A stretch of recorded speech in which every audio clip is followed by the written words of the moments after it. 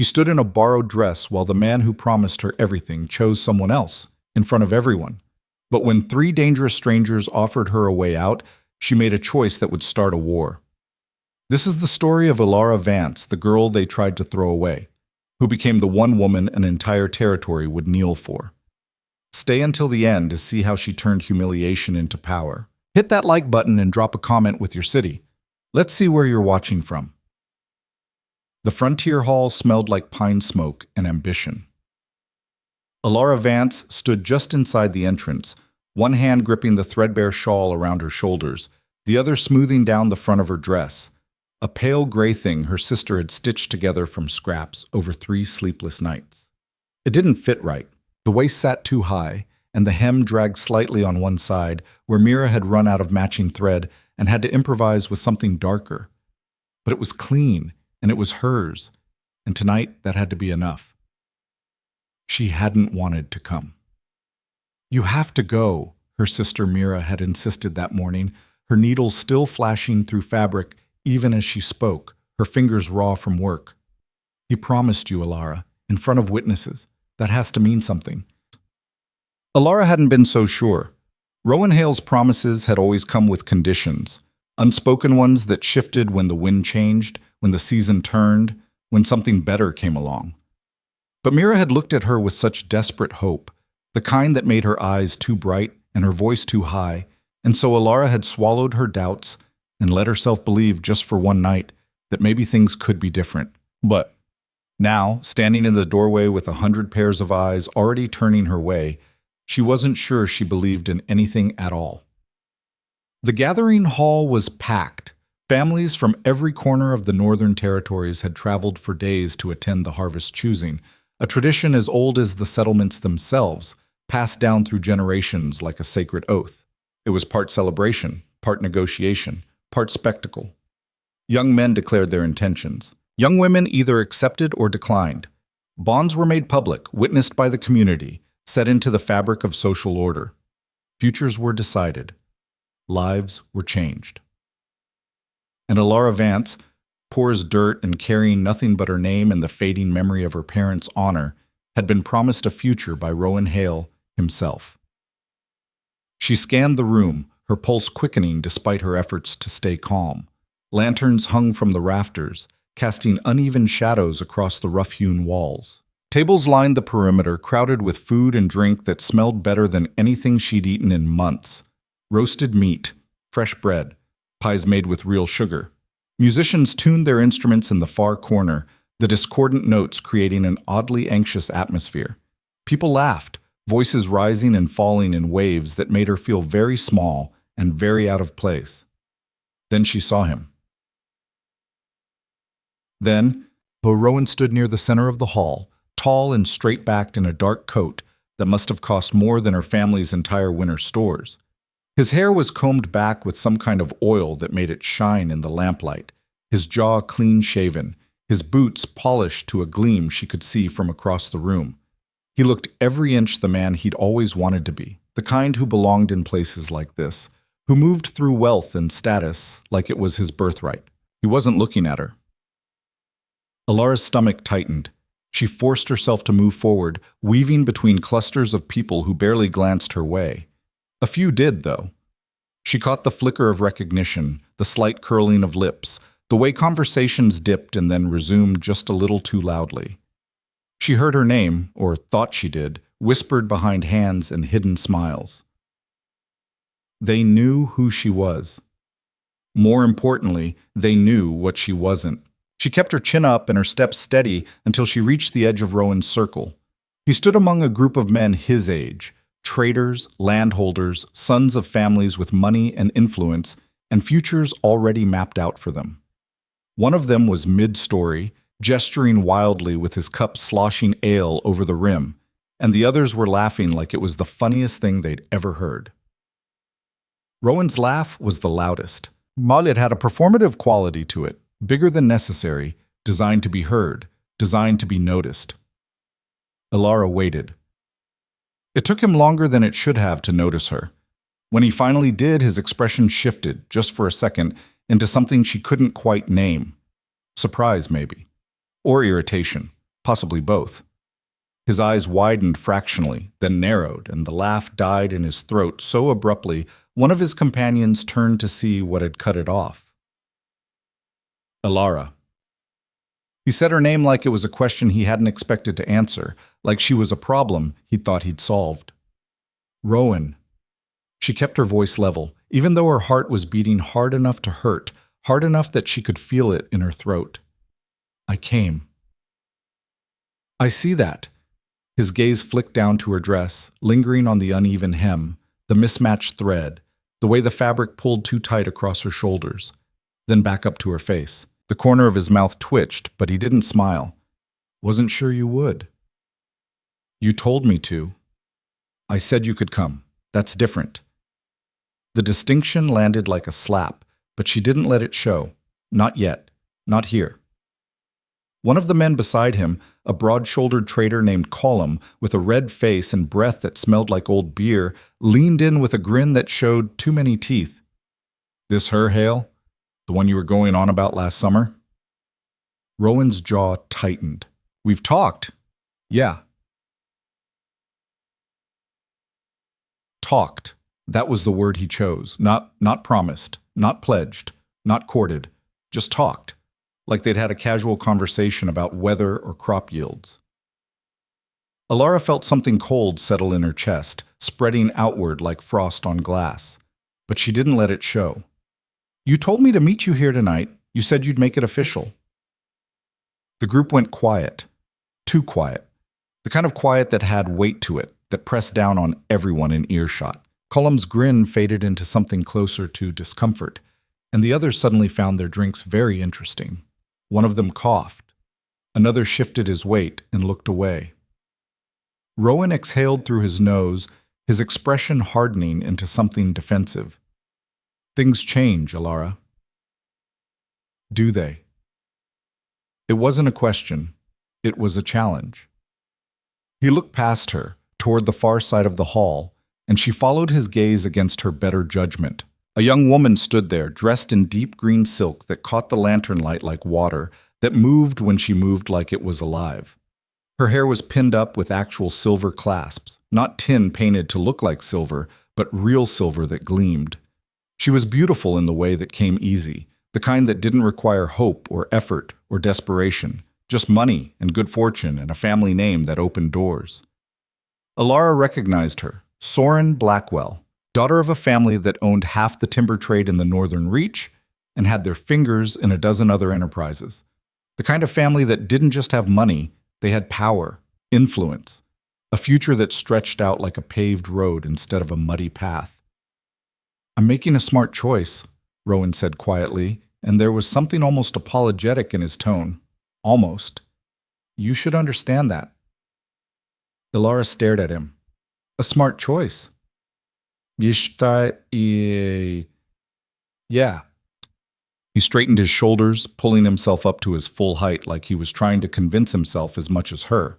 Soren's family can offer me opportunities, real ones, trade connections, land partnerships, a name that actually means something. I can't build a future on... He stopped himself, but the damage was done. On what? Elara's voice was quiet, but it cut through the space between them like a blade through silk. On me? That's not what I... Say it, Rowan.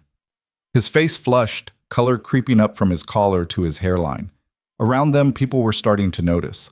Conversations were dying down, replaced by the kind of silence that fed on tension and humiliation, that grew fat on other people's misery. I can't afford you, he said finally, and the words came out harsher than he probably intended, sharper than necessary. You've got nothing, Elara. No land, no trade, no prospects. Your family's broke. Your name doesn't open doors, it closes them. I need more than that. I deserve more than that. The world tilted. She'd known, on some level, that this was possible, that promises made in summer heat could evaporate in autumn cold. But knowing and feeling were two different things, and right now the feeling was a knife twisting slow and deep, finding all the soft places inside her and making them bleed. You promised me, she said, and hated how small her voice sounded. In front of Garrett and Thomas, in front of the miller's wife, you said, I was young. You were 20. And now I'm being practical. He glanced towards Soren again, and there was something hungry in that look, something eager. This is how the world works, Elara. You match with someone at your level. That's just reality. Someone laughed, a short, bitter sound that came from somewhere in the growing crowd. Elara didn't turn to see who. She kept her eyes on Rowan, watching him shift his weight from foot to foot, watching him glance toward Soren Blackwell like she was a lifeline he couldn't wait to grab, like Elara was an anchor he needed to cut loose before it dragged him down. Go home, Elara. His voice dropped, almost gentle, which somehow made it worse, made it cut deeper. Find someone at your own level. You'll be happier that way. We both will. She wanted to scream. She wanted to cry. She wanted to grab him by his expensive coat and shake him until he remembered the boy who used to walk her home from the market, who used to bring her wildflowers that didn't cost anything, who used to talk about the future like it was something they'd build together with their own hands. But she didn't do any of that. Because that boy was gone. Maybe he'd never existed at all. Maybe she'd invented him out of loneliness and hope and the desperate need to believe that someone saw her as worth keeping. Elara took a slow breath, feeling it catch in her chest, then nodded once, sharp and final. All right. Rowan blinked, caught off guard. All right? You've made yourself clear. She turned, her skirt catching awkwardly on her heel, and started walking toward the door. Each step felt heavier than the last, like she was dragging iron chains behind her. The crowd parted for her. Not out of respect, out of pity. She could feel it radiating off them like heat from a fire, could feel their eyes on her back like physical weight. Poor girl. Should have known better. What did she expect? Reaching above her station, embarrassing herself. At least she's leaving quietly. She was halfway to the entrance, could see the door ahead of her like salvation, when she heard footsteps behind her. Quick ones, urgent. Wait! Elara stopped, closed her eyes, counted to 3, feeling each number like a heartbeat. Then she turned. Rowan stood a few paces back, his hands half raised like he didn't know what to do with them, like he hadn't thought this far ahead. Behind him, Soren Blackwell watched with narrowed eyes, her perfect mouth pressed into a thin line of displeasure. I didn't mean for it to happen like this, Rowan said, and there was something almost genuine in his voice. Almost. You should know that. I didn't plan to hurt you. But you did. Yeah, I did. He hesitated, working his jaw like he was chewing on words he couldn't quite spit out. I hope you find someone.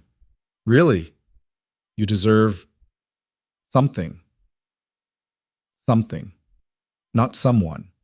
Not happiness. Not love. Something. A vague, indefinite thing that required no effort on his part to imagine or provide. Elara felt the last fragile thread of hope snap clean, felt it break with an almost audible sound inside her chest. Go back to your future, Rowan, she said quietly, and was surprised by how steady her voice sounded. How calm. I'll figure out mine. She turned again, and this time she made it 3 steps before everything changed. The door to the hall swung open with enough force to rattle the frame, to make the nearest lantern swing and send shadows dancing wildly across the walls. Cold air rushed in, carrying the scent of rain and unfamiliar smoke, and something else she couldn't name, something wild. Conversation stuttered and stopped. Even the musicians paused mid-note, the sudden silence so complete she could hear the wind outside. 3 men stepped inside. They didn't walk like locals, they moved like they owned the ground beneath their feet, and didn't particularly care who else thought they had a claim to it, like they'd walked into 100 halls like this one and found them all equally unimpressive. Tall, all of them, dressed in dark leather and travel-worn coats that marked them as outsiders. Southern, if Elara had to guess. Maybe farther.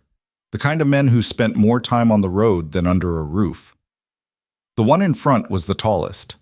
Broad-shouldered, with a scar running through one eyebrow that gave him a permanently skeptical expression. His hair was dark, tied back in a way that suggested function over fashion. kept out of his face for practical reasons. He had the kind of presence that didn't need volume. People noticed him because not noticing him felt dangerous. His eyes swept the room once, slowly, deliberately, taking in every face, every corner, every detail, and then locked onto her. Elara froze. She didn't know him, didn't recognize any of them, but the way he looked at her wasn't casual, it wasn't accidental, it wasn't the way you looked at a stranger. It was targeted, intentional, like he'd come here looking for something specific and had just found it. The second man, leaner, with sharp features and a wry curve to his mouth that suggested he found most things amusing, leaned toward the first and said something too quiet for her to hear.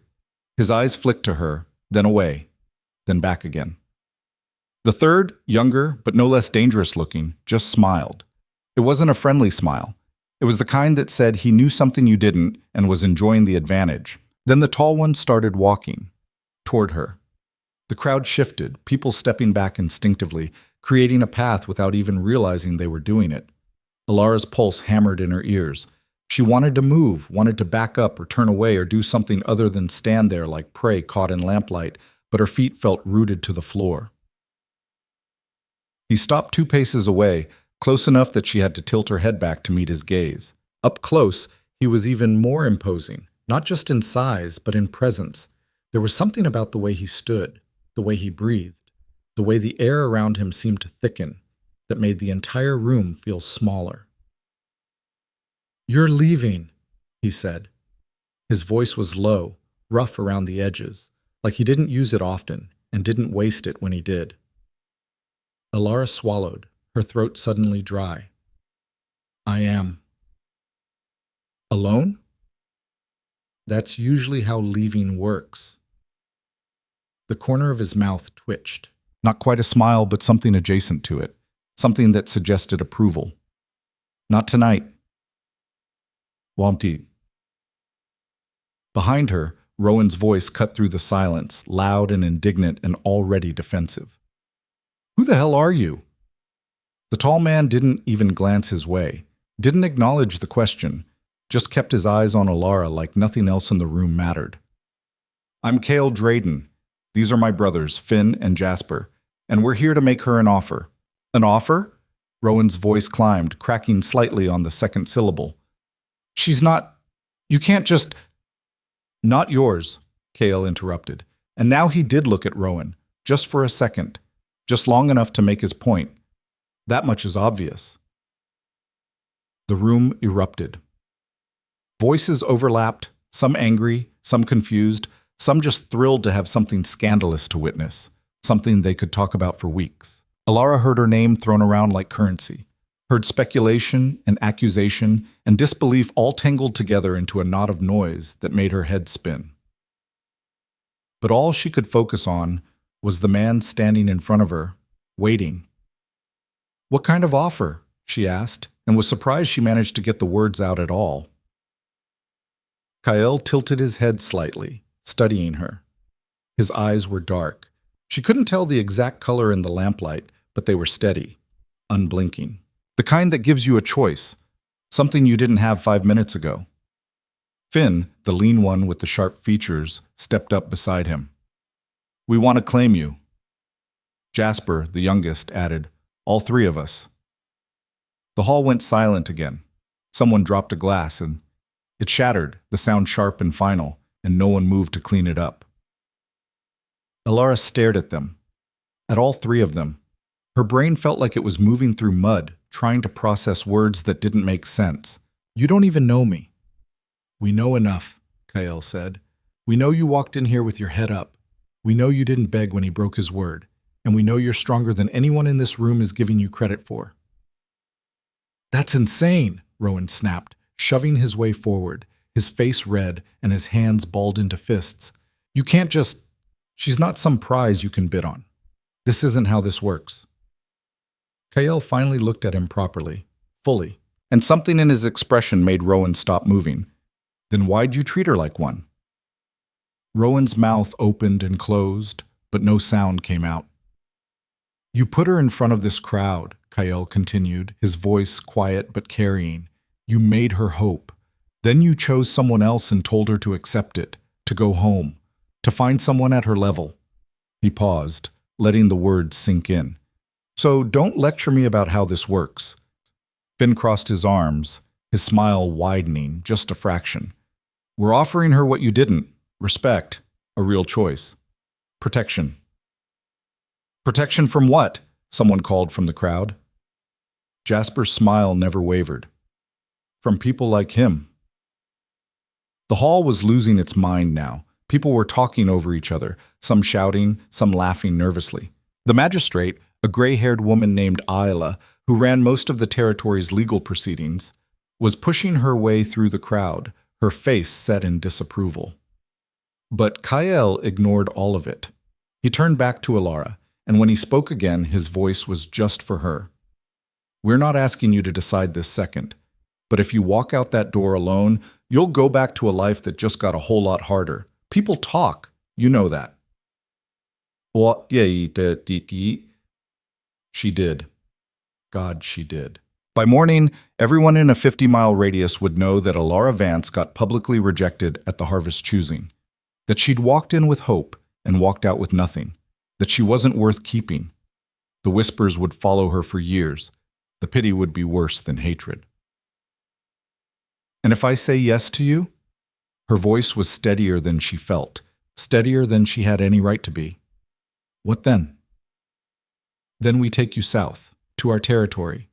You'd be under our protection, our responsibility, and one of us would bond with you, properly, publicly, with all the ceremony and recognition that comes with it. Why? The question came out sharper than she meant it, edged with suspicion and confusion and a desperate need to understand. Why me? You could have anyone. You don't even know me. Kael's gaze didn't waver. Because I don't want anyone. I want someone who knows what it means to fight for what's hers. Someone who won't break when things get hard. He paused. And because the second I walked through that door and saw you standing there, refusing to cry, refusing to beg, I knew exactly who you were. Elara's breath caught in her throat. Rowan moved again, faster this time, angrier, his hand reaching for her arm like he had the right to touch her, to claim her, to pull her back. Elara, don't listen to...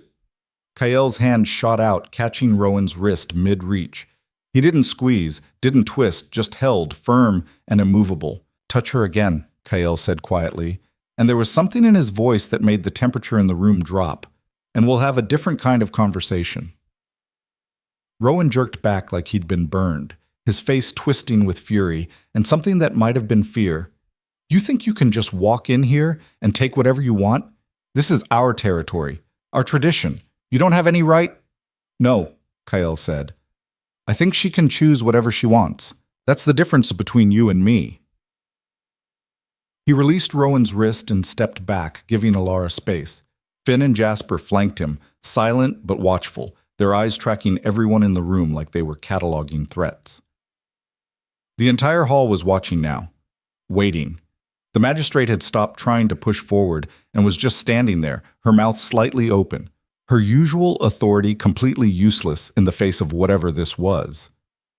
Elara's mind raced. This was insane. They were strangers. She didn't know their intentions, their histories, their reasons for any of this.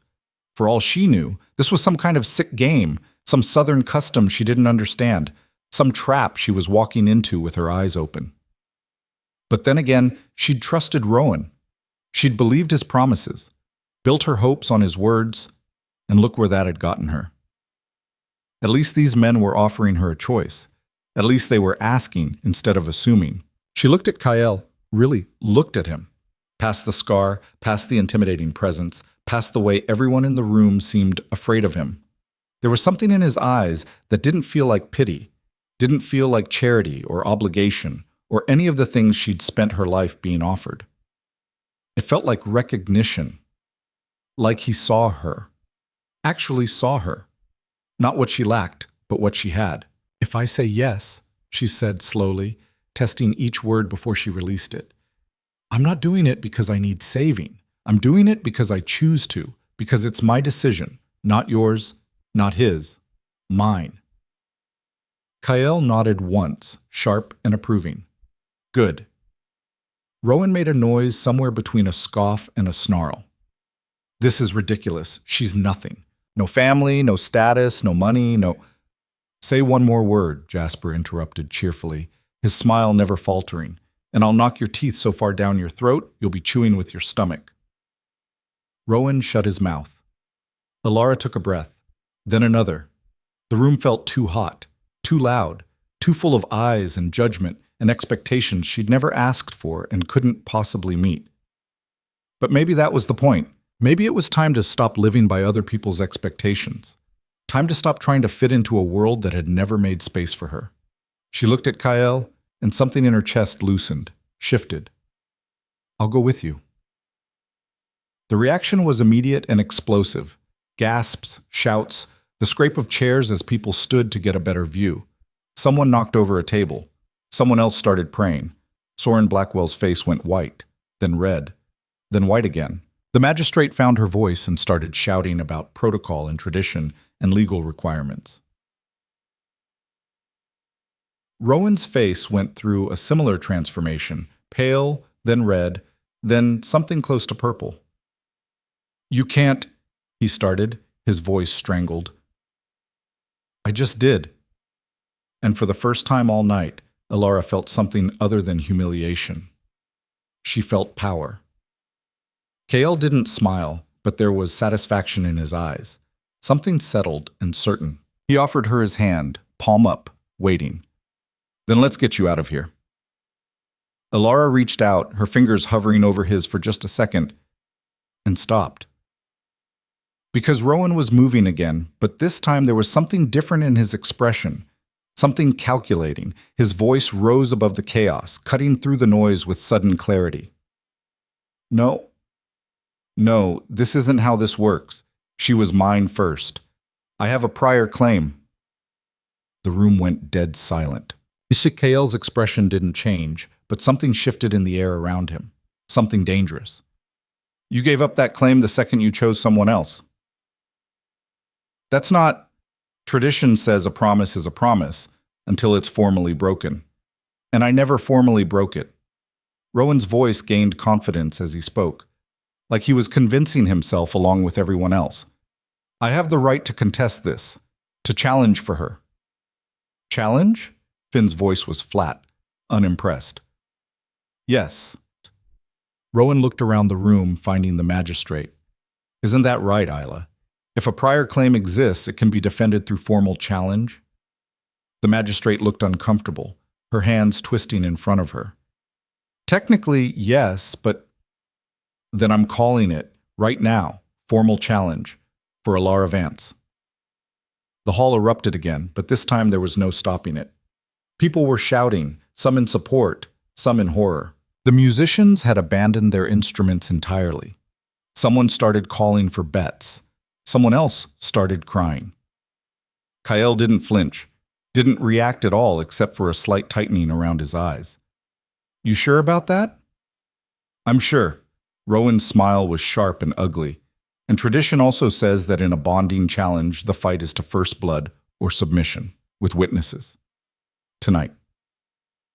You want to fight me for her? Kael's voice was soft, almost gentle. After you just told her she's worth nothing? I want what's mine. She's not a thing to own. Then prove she's not. Rowan's eyes glittered. Or walk away and admit you were just making empty offers. Finn muttered something under his breath that sounded like a curse. Jasper's smile had finally faded, replaced by something colder. Kael was quiet for a long moment. Then he looked at Elara. Your choice. I'll walk away right now if you want. No fight, no drama. You can go home, and we'll disappear like we were never here. She stared at him. You'd do that? I said it was your choice. I meant it. Elara looked at Rowan. At his smug expression, his confidence built on the certainty that she'd back down, that she'd be too afraid of violence, too concerned with propriety, too scared of making things worse. Then she looked at Kael. At the way he stood, patient and still, waiting for her answer. Not pressuring, not demanding, just waiting. She thought about walking back to her cold house, about facing Mira's disappointment, about the whispers that would follow her forever, about spending the rest of her life wondering what might have happened if she'd been brave enough to choose something different. "No," she said quietly. Rowan blinked. "What?" "I said no." She turned to face him fully. "You want to fight for me? Fine, but not because I'm yours. Because I'm choosing to let them fight for the right to offer me a real future." Watson. She looked at Kael. "I accept your offer. And if he wants to challenge that, then answer him." Kael's expression didn't change, but something in his eyes caught fire. "You heard her, Hale. We accept your challenge." "All three of us," Finn added. Rowan's confidence flickered. "What?" "You challenged all three of us," Jasper said. "So all three of us accept. That's how it works, right, Magistrate?" Isla looked like she wanted to be anywhere else in the world. Yes, technically. If multiple parties make an offer and a challenge is issued, all parties can participate." Rowan's face went pale. "That's not... I meant..." "Too late." Kael's voice was final. "You called the challenge. We accepted. Unless you want to withdraw?" The entire hall was watching Rowan now, waiting to see if he'd back down, if he'd admit he'd overplayed his hand. Elara could see the calculation in his eyes, the fear, the desperate scramble for a way out. But his pride was stronger than his sense. "Fine," he said, "all three of you, tonight, for Elara Vance." And just like that, Elara's life stopped being hers and became a battlefield. The magistrate closed her eyes like she was praying for patience. "Then by the authority vested in me by territorial law, I witness this challenge. The terms are set. First blood or submission. Witnesses present. The challenge will take place." "Now," Rowan interrupted. "Right now. Outside. Before anyone loses their nerve." Kael smiled for the first time, and it was terrifying. "Lead the way." The crowd moved like a living thing, surging toward the doors with an energy that felt hungry. Elara found herself caught in the current, bodies pressing close on all sides, voices rising in a cacophony of excitement and speculation. Someone's elbow caught her ribs. Someone else stepped on her heel hard enough to make her stumble. Then Kael was there, his hand firm on her arm, steadying her. He didn't pull her close or make a show of protection, just created space around her with nothing more than his presence. People moved without him having to ask. "Stay near me," he said, his voice low enough that only she could hear it over the chaos. "This is going to get ugly." "It's already ugly. It's going to get worse." They pushed through the doorway into the night air, and Elara felt the cold hit her like a physical force. The temperature had dropped since she'd arrived, and her thin shawl did nothing against the wind that cut through the valley. She could see her breath, white and ghostly in the lamplight spilling from the hall. The crowd spread out across the open ground in front of the building, forming a rough circle. Someone had already started building up the fire pit that sat in the center of the gathering space, a stone-lined circle used for celebrations and ceremonies. Now it would be used for something else entirely. Flames caught and climbed, throwing orange light across faces that looked too eager, too excited. This wasn't supposed to be entertainment. This was supposed to be serious, sacred even. But the way people jostled for position, the way they whispered and pointed and placed bets with their neighbors, made it clear they'd forgotten that part. Or maybe they just didn't care. Rowan stood on the far side of the circle, already shrugging out of his expensive coat and handing it to one of his friends. He looked confident, too confident, like he'd already won, and this was just a formality. "He's an idiot," Finn muttered, appearing at Elara's other side. "Does he even know what he just agreed to?" "Doesn't look like it," Jasper said from somewhere behind her. "This is going to be embarrassing. For him, I mean." Kael said nothing. He was watching Rowan with an expression that gave nothing away, his eyes tracking every movement like he was cataloging weaknesses. The magistrate emerged from the hall, looking harried and unhappy. She carried a wooden staff, the symbol of her office, and used it to tap the ground 3 times. The sound cut through the noise, sharp and authoritative. "Quiet," she called, and the crowd reluctantly settled into something resembling silence. "This is a formal challenge under territorial law. The terms have been witnessed and accepted. The fight will proceed until first blood is drawn or one party submits. No weapons, no outside interference. The victor gains the contested right." She paused, her eyes sweeping the crowd. "Anyone who interferes will face criminal charges. This is not a game." But it was. Elara could see it in the faces around her, in the way people leaned forward, in the whispered side bets still being made in hushed voices. "Challenger, state your claim," Isla said, turning to Rowan. He stepped forward, and the firelight made him look taller, stronger, made him look like the man he wanted to be. "I claim prior right to Elara Vance based on promises made and witnessed. I challenge these outsiders who have no standing in our territory and no right to make offers to our women." Murmurs of approval rippled through the crowd. Elara felt her stomach turn. Our women, like she was property, like she belonged to the territory itself and not to herself. "Respondents, state your position," Isla said, looking at the 3 brothers. Kyle stepped forward, and the murmurs died. "We offer Elara Vance a choice she wasn't given before. We offer respect, protection, and a future built on her own decisions. We challenge the claim of a man who publicly rejected her and only wants her back because someone else showed interest." The crowd erupted, some in anger, some in shock, some in reluctant agreement. Elara heard her name thrown around again, heard people arguing about what she deserved, what she was worth, what the law said versus what tradition demanded. "Enough!" Isla slammed her staff down again. "The challenge stands. Prepare yourselves." Rowan was already pulling off his shirt, revealing a body that looked strong in the firelight, broad shoulders, defined muscles. He worked hard, Elara knew, spent his days hauling timber and negotiating trades. He wasn't soft. But when Kyle removed his coat and then his shirt, the difference was obvious. This wasn't the body of someone who worked hard. This was the body of someone who fought. Scars crisscrossed his chest and back, some old and faded, some newer. His muscles weren't for show. They were functional, practical, built for violence and survival. Finn and Jasper flanked him, equally marked, equally dangerous looking. Jasper was leaner but moved with a fluid grace that suggested speed. Finn was broader, his stance that of someone who knew how to take a hit and keep moving. Rowan's confidence flickered, just for a second, just long enough for Elara to see the doubt creep in. "This is a challenge between 4 men, Isla said. "By law, the challenge parties may choose to fight individually or together. How do you choose?"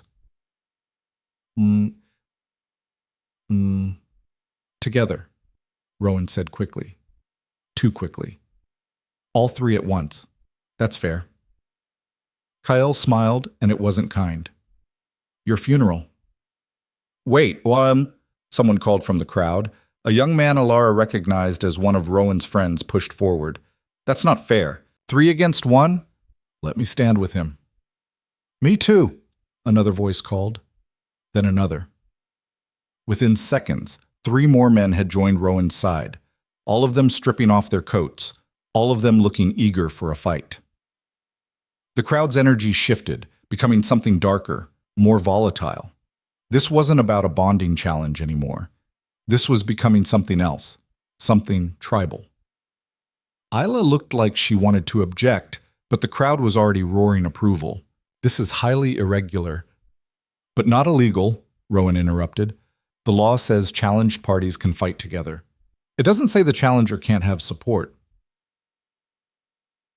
"That's not—" "Let them," Kyle said calmly.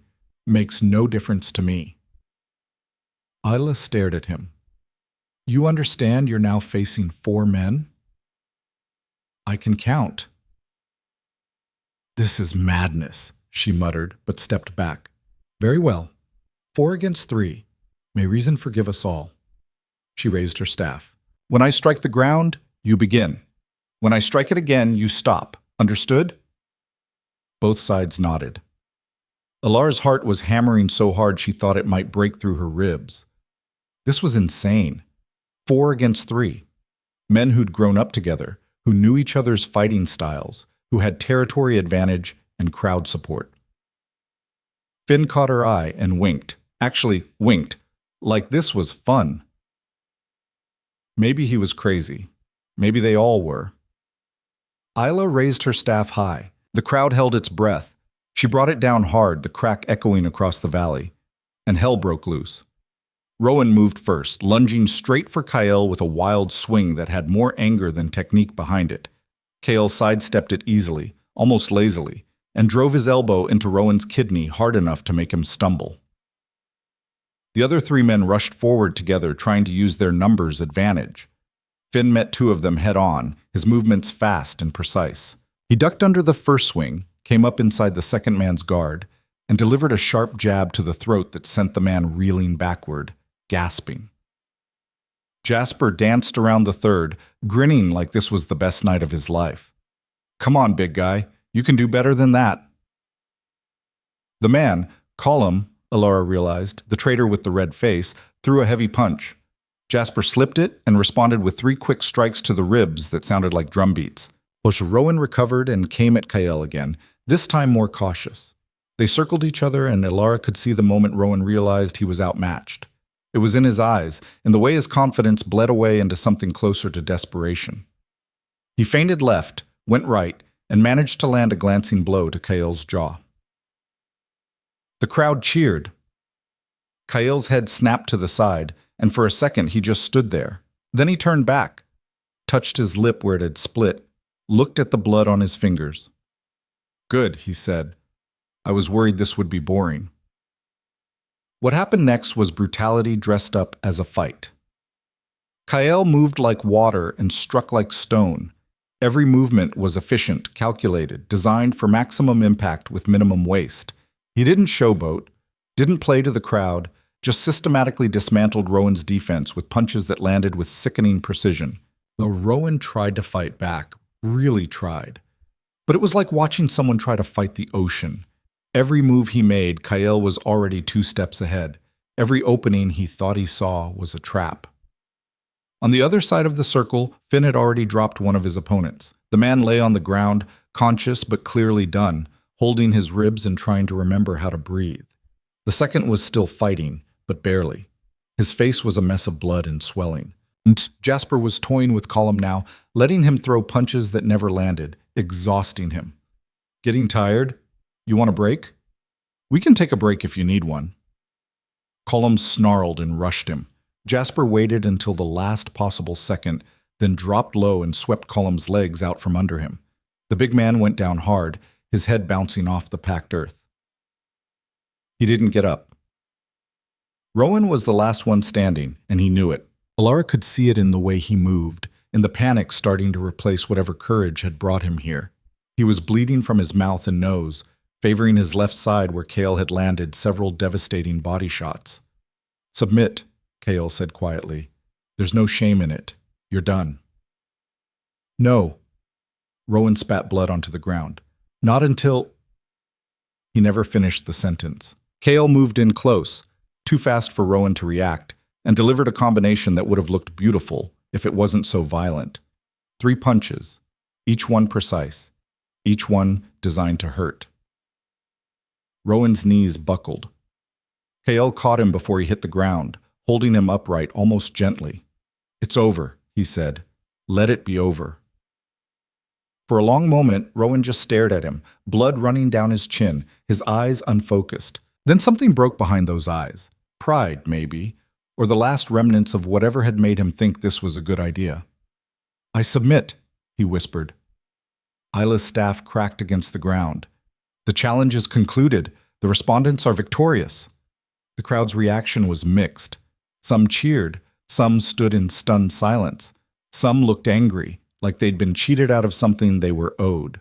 Kael released Rowan, who crumpled to the ground like a puppet with cut strings.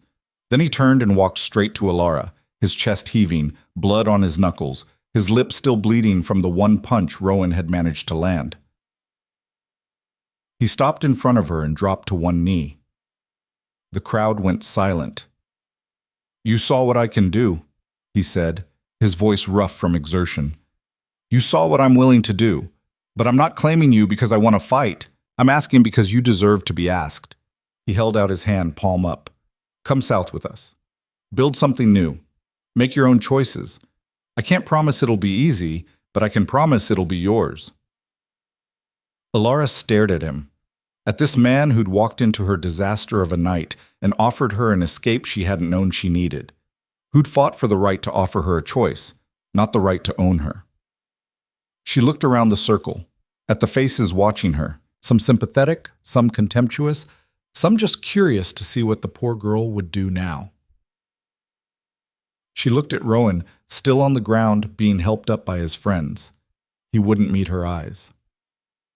She looked at her sister Mira, who'd pushed her way to the front of the crowd at some point during the fight. Mira's face was streaked with tears, but she nodded. Just once. Permission. Support. Love. Elara looked back at Kael. Then she took his hand. Plus the crowd erupted again, but this time she barely heard it. She was focused on the way Kael's fingers closed around hers, firm and warm. On the way he stood, bringing her up with him. On the way Finn and Jasper immediately moved to flank them, creating a protective barrier. "We should go," Finn said quietly, "before this gets complicated." "Too late," Jasper muttered. "Look." Elara turned to see what he was looking at and felt her stomach drop. A group of men had separated from the crowd, maybe 10 or 12 of them, all wearing the dark green scarves that marked them as part of the territorial guard, the loose militia that enforced local law and settled disputes. They didn't look happy. Their leader, a thick-necked man named Garrett, stepped forward. "Hold on now, this isn't finished."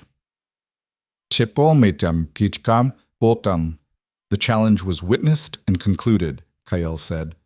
"We're leaving." Not quite that simple. Garrett's hand rested on the knife at his belt. Not threatening, not yet, but the implication was clear. "You beat Hale. Fine. But you're still outsiders trying to take one of our women out of our territory. That requires approval." Approval from who? From us. From the community. From the people who've known her all her life and have a stake in her future. Kael's expression went very still. "She's not property." Didn't say she was, but there are procedures, protocols. You can't just walk in here and walk out with someone because you want to fight. "That's exactly what the challenge system is for," Finn pointed out. The challenge was personal, between individuals. This is different. Garrett looked at Elara, and there was something ugly in his expression. "You really want to leave with these strangers, girl? You know what you're walking into?" "No," Elara said honestly, "but I know what I'm walking away from." "Disrespectful little—" Garrett cut himself off, his jaw working. "Your parents would be ashamed." The words hit harder than any punch Rowan had thrown. Elara felt them land in her chest, cold and sharp. Her parents, who died in the winter sickness 3 years ago, leaving her and Mira with nothing but debt and a house that leaked when it rained.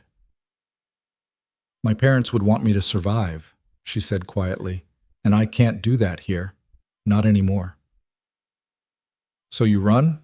Garrett shook his head. "That's the Vance way, I guess. Take the easy road." "There's nothing easy about this." Mira's voice cut through the tension like a blade. She pushed past the guards, positioning herself next to Elara. "And if you think she's weak for choosing something different, you're the fool, Garrett, not her." Garrett's expression darkened. "This doesn't concern you, Mira." "She's my sister. It concerns me plenty." Mira turned to Elara, her eyes fierce despite the tears. "You want this? Really want it?" Elara nodded. "Then I support you, all the way. Mira looked at Kyle. You hurt her, and I'll find a way to make you regret it. I don't care how far south you go. Kyle inclined his head. Fair enough. Garrett stepped forward again, and this time his men moved with him. I can't let you leave. Not until this gets sorted properly. Not until... Until what? Kyle's voice dropped to something dangerous. Until you've debated it, voted on it, made her beg for permission to control her own life? Until she understands what she's giving up. I understand, Elara said. I'm giving up a place where I'm worth nothing, where I'm tolerated at best and pitied at worst, where the best future I can hope for is marrying someone who sees me as a burden he can afford. She straightened her spine. I'll take my chances somewhere else. The Southern Territories are harsh, Garrett said. Unforgiving. You won't last a season. Then that's my problem, isn't it? Garrett's hand tightened on his knife. I'm not asking, girl. I'm telling you. You're staying until this gets resolved properly. Kyle moved between them, his body language shifting into something that made several of the guards step back instinctively. And I'm telling you that if you try to keep her here against her will, we're going to have a much bigger problem than a bonding dispute. You threatening me? I'm explaining reality. She's made her choice. The challenge was witnessed and concluded. You have no legal standing to stop her. I have a duty to protect our people. From what? From having options? Finn's voice was sharp.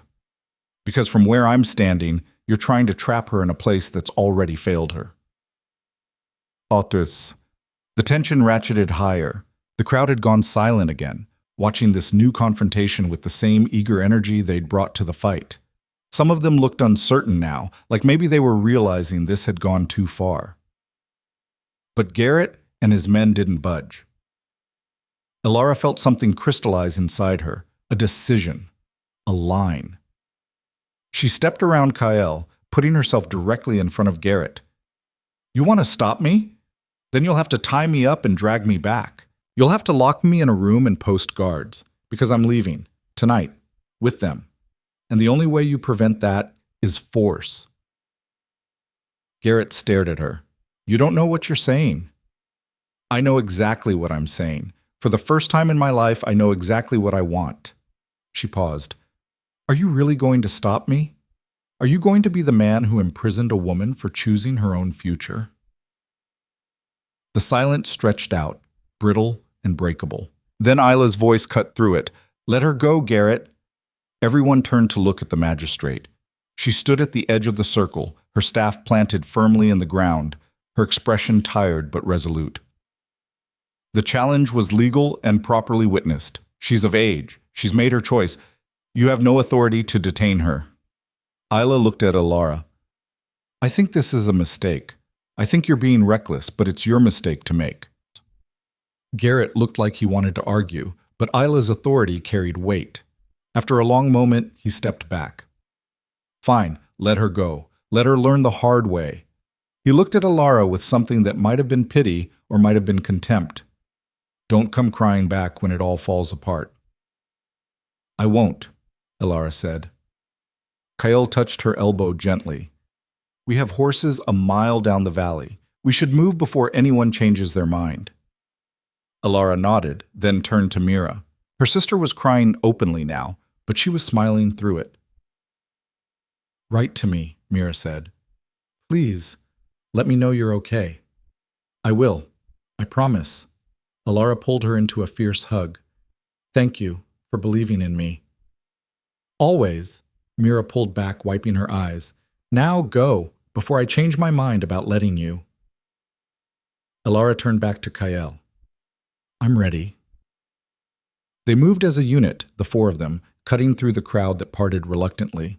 Elara kept her head up, refusing to look back, refusing to show anything that might look like doubt or regret. She'd made her choice. Now she had to live with it. They were almost to the edge of the gathering ground when she heard the voice behind them. Elara! She stopped, turned. Rowan stood there, his face a mess of bruises and blood, being supported by Colum. He looked broken, defeated, pathetic. I'm sorry, he said, his voice cracking. I was wrong. Please, don't go. I'll do better. I'll... Goodbye, Rowan, she said simply. And this time, when she turned away, she didn't look back at all. The cold bit harder once they left the firelight behind. Elara's thin shawl was useless against the wind that cut down from the mountains, and within minutes her fingers had gone numb. She clenched them into fists, trying to keep the blood moving, but it didn't help much. The path they followed was barely visible in the darkness, just a worn track through scrub grass and loose stones that threatened to turn her ankle with every step. Kyle walked ahead, moving with the kind of confidence that suggested he could navigate this terrain blindfolded. Finn and Jasper flanked her, close enough to help if she stumbled but far enough to give her space. No one spoke. The only sounds were their footsteps, their breathing, and the wind that seemed to carry voices from the gathering they'd left behind. After what felt like an hour, but was probably only 20 minutes, Kyle stopped at a small grove of trees where 4 horses stood waiting, their breath steaming in the cold air. They were bigger than the horses Elara was used to seeing, built for endurance and rough terrain, not speed or show. You know how to ride? Kyle asked, his voice low. Barely. Elara had been on a horse maybe 5 times in her life, always someone else's, always borrowed. I can stay on if it doesn't go too fast. Good enough. He moved to the largest horse, a dark gray mare with intelligent eyes, and started checking the saddle. We need to put distance between us and that town before morning. People like Garrett don't always respect magistrate rulings once they've had time to think about it. Jasper laughed quietly, especially once they realized what actually happened tonight. What do you mean? Elara asked. Finn answered as he helped her toward a smaller chestnut mare. We didn't just challenge local tradition. We challenged the social order.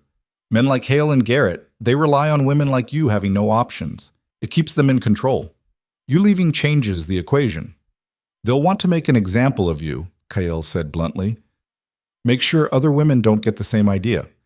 The words settled in Elara's stomach like stones. She'd been so focused on getting away, on making her choice, that she hadn't thought about the larger implications, about what her leaving might mean for others. Then we should move, she said, approaching the horse with more confidence than she felt. Finn gave her a leg up, and she settled awkwardly into the saddle, trying to remember the proper way to hold the reins. The horse shifted beneath her, and she gripped harder with her knees. Relax, Finn said. She can feel your tension. Just breathe. Easy for him to say. He swung onto his own horse like he'd been born in the saddle. Within minutes, they were moving, the horses picking their way carefully down the rocky path. Elara held on and tried not to think about how far the ground looked, how dark everything was beyond the small circle of moonlight. They rode for hours. The landscape changed gradually, rolling hills giving way to rougher terrain, sparse trees becoming dense forest. The temperature dropped even further. Elara's teeth chattered, and she couldn't feel her toes anymore. Finally, when she thought she might actually fall off from exhaustion, Kyle raised a hand and they stopped in a small clearing protected on 3 sides by rock formations. We'll rest here until dawn, he said, dismounting. Can't risk the horses in the dark on the next stretch. Elara tried to get down and nearly collapsed when her legs refused to work properly. Jasper caught her, grinning. First long ride? First ride longer than 10 minutes, she admitted, gritting her teeth against the pain shooting through her thighs and lower back. You'll adjust? Give it a few days? He helped her to a flat spot near the rocks where Finn was already building a small fire. Won't that give away our position? Elara asked. Anyone following us is at least 2 hours behind, Kyle said. We'll be gone before they get close. The fire caught quickly, and Elara nearly wept with relief as warmth began to spread through the clearing. She huddled as close as she dared, watching the flames dance while her body slowly remembered what it felt like to not be freezing. Finn passed around dried meat and hard bread from his saddlebag. It wasn't much, but Elara ate it gratefully. She hadn't realized how hungry she was until food appeared. So, Jasper said around a mouthful of bread, now that we've got you, what exactly are we supposed to do with you? Elara stared at him. I thought you had a plan. We do, sort of. He grinned at her expression. We take you south to our territory. One of us bonds with you properly. You get a new life. That's the plan. Which one? Which one what? Which one of you? Elara looked between the 3 brothers. You said you all wanted to claim me, so how does that work exactly? Silence fell, the kind that had weight to it. Cale was staring into the fire, his expression unreadable. Finn was studying his hands. Jasper's grin had faded into something more serious. We haven't figured that part out yet, Cale said finally. The offer was real. The intention was honest. But the details… He trailed off. You didn't actually think I'd say yes, Elara finished. We hoped, Finn corrected. But no, we didn't expect it. Most women don't make that kind of choice. They play it safe. Safe wasn't an option for me anymore. No, Cale agreed. It wasn't. Elara pulled her shawl tighter. So what happens when we get to your territory? Do you fight each other? Draw straws? What? Traditionally, Finn said carefully, when multiple brothers want the same woman, they compete. Tests of strength, skill, leadership. The strongest wins the right to bond. That's barbaric, says the woman who just watched us beat 4 men unconscious, Jasper pointed out. Fair point, but that's not how we're doing it, Cale said, his voice firm. This isn't about who's strongest. It's about who you choose. Elara blinked. Me? You. When we get south, when you've had time to see our territory, to understand what life there actually looks like, you'll choose. Or you won't choose any of us. That's also an option. You'd really let me walk away? Yes. The simple certainty in his voice made something in her chest tighten.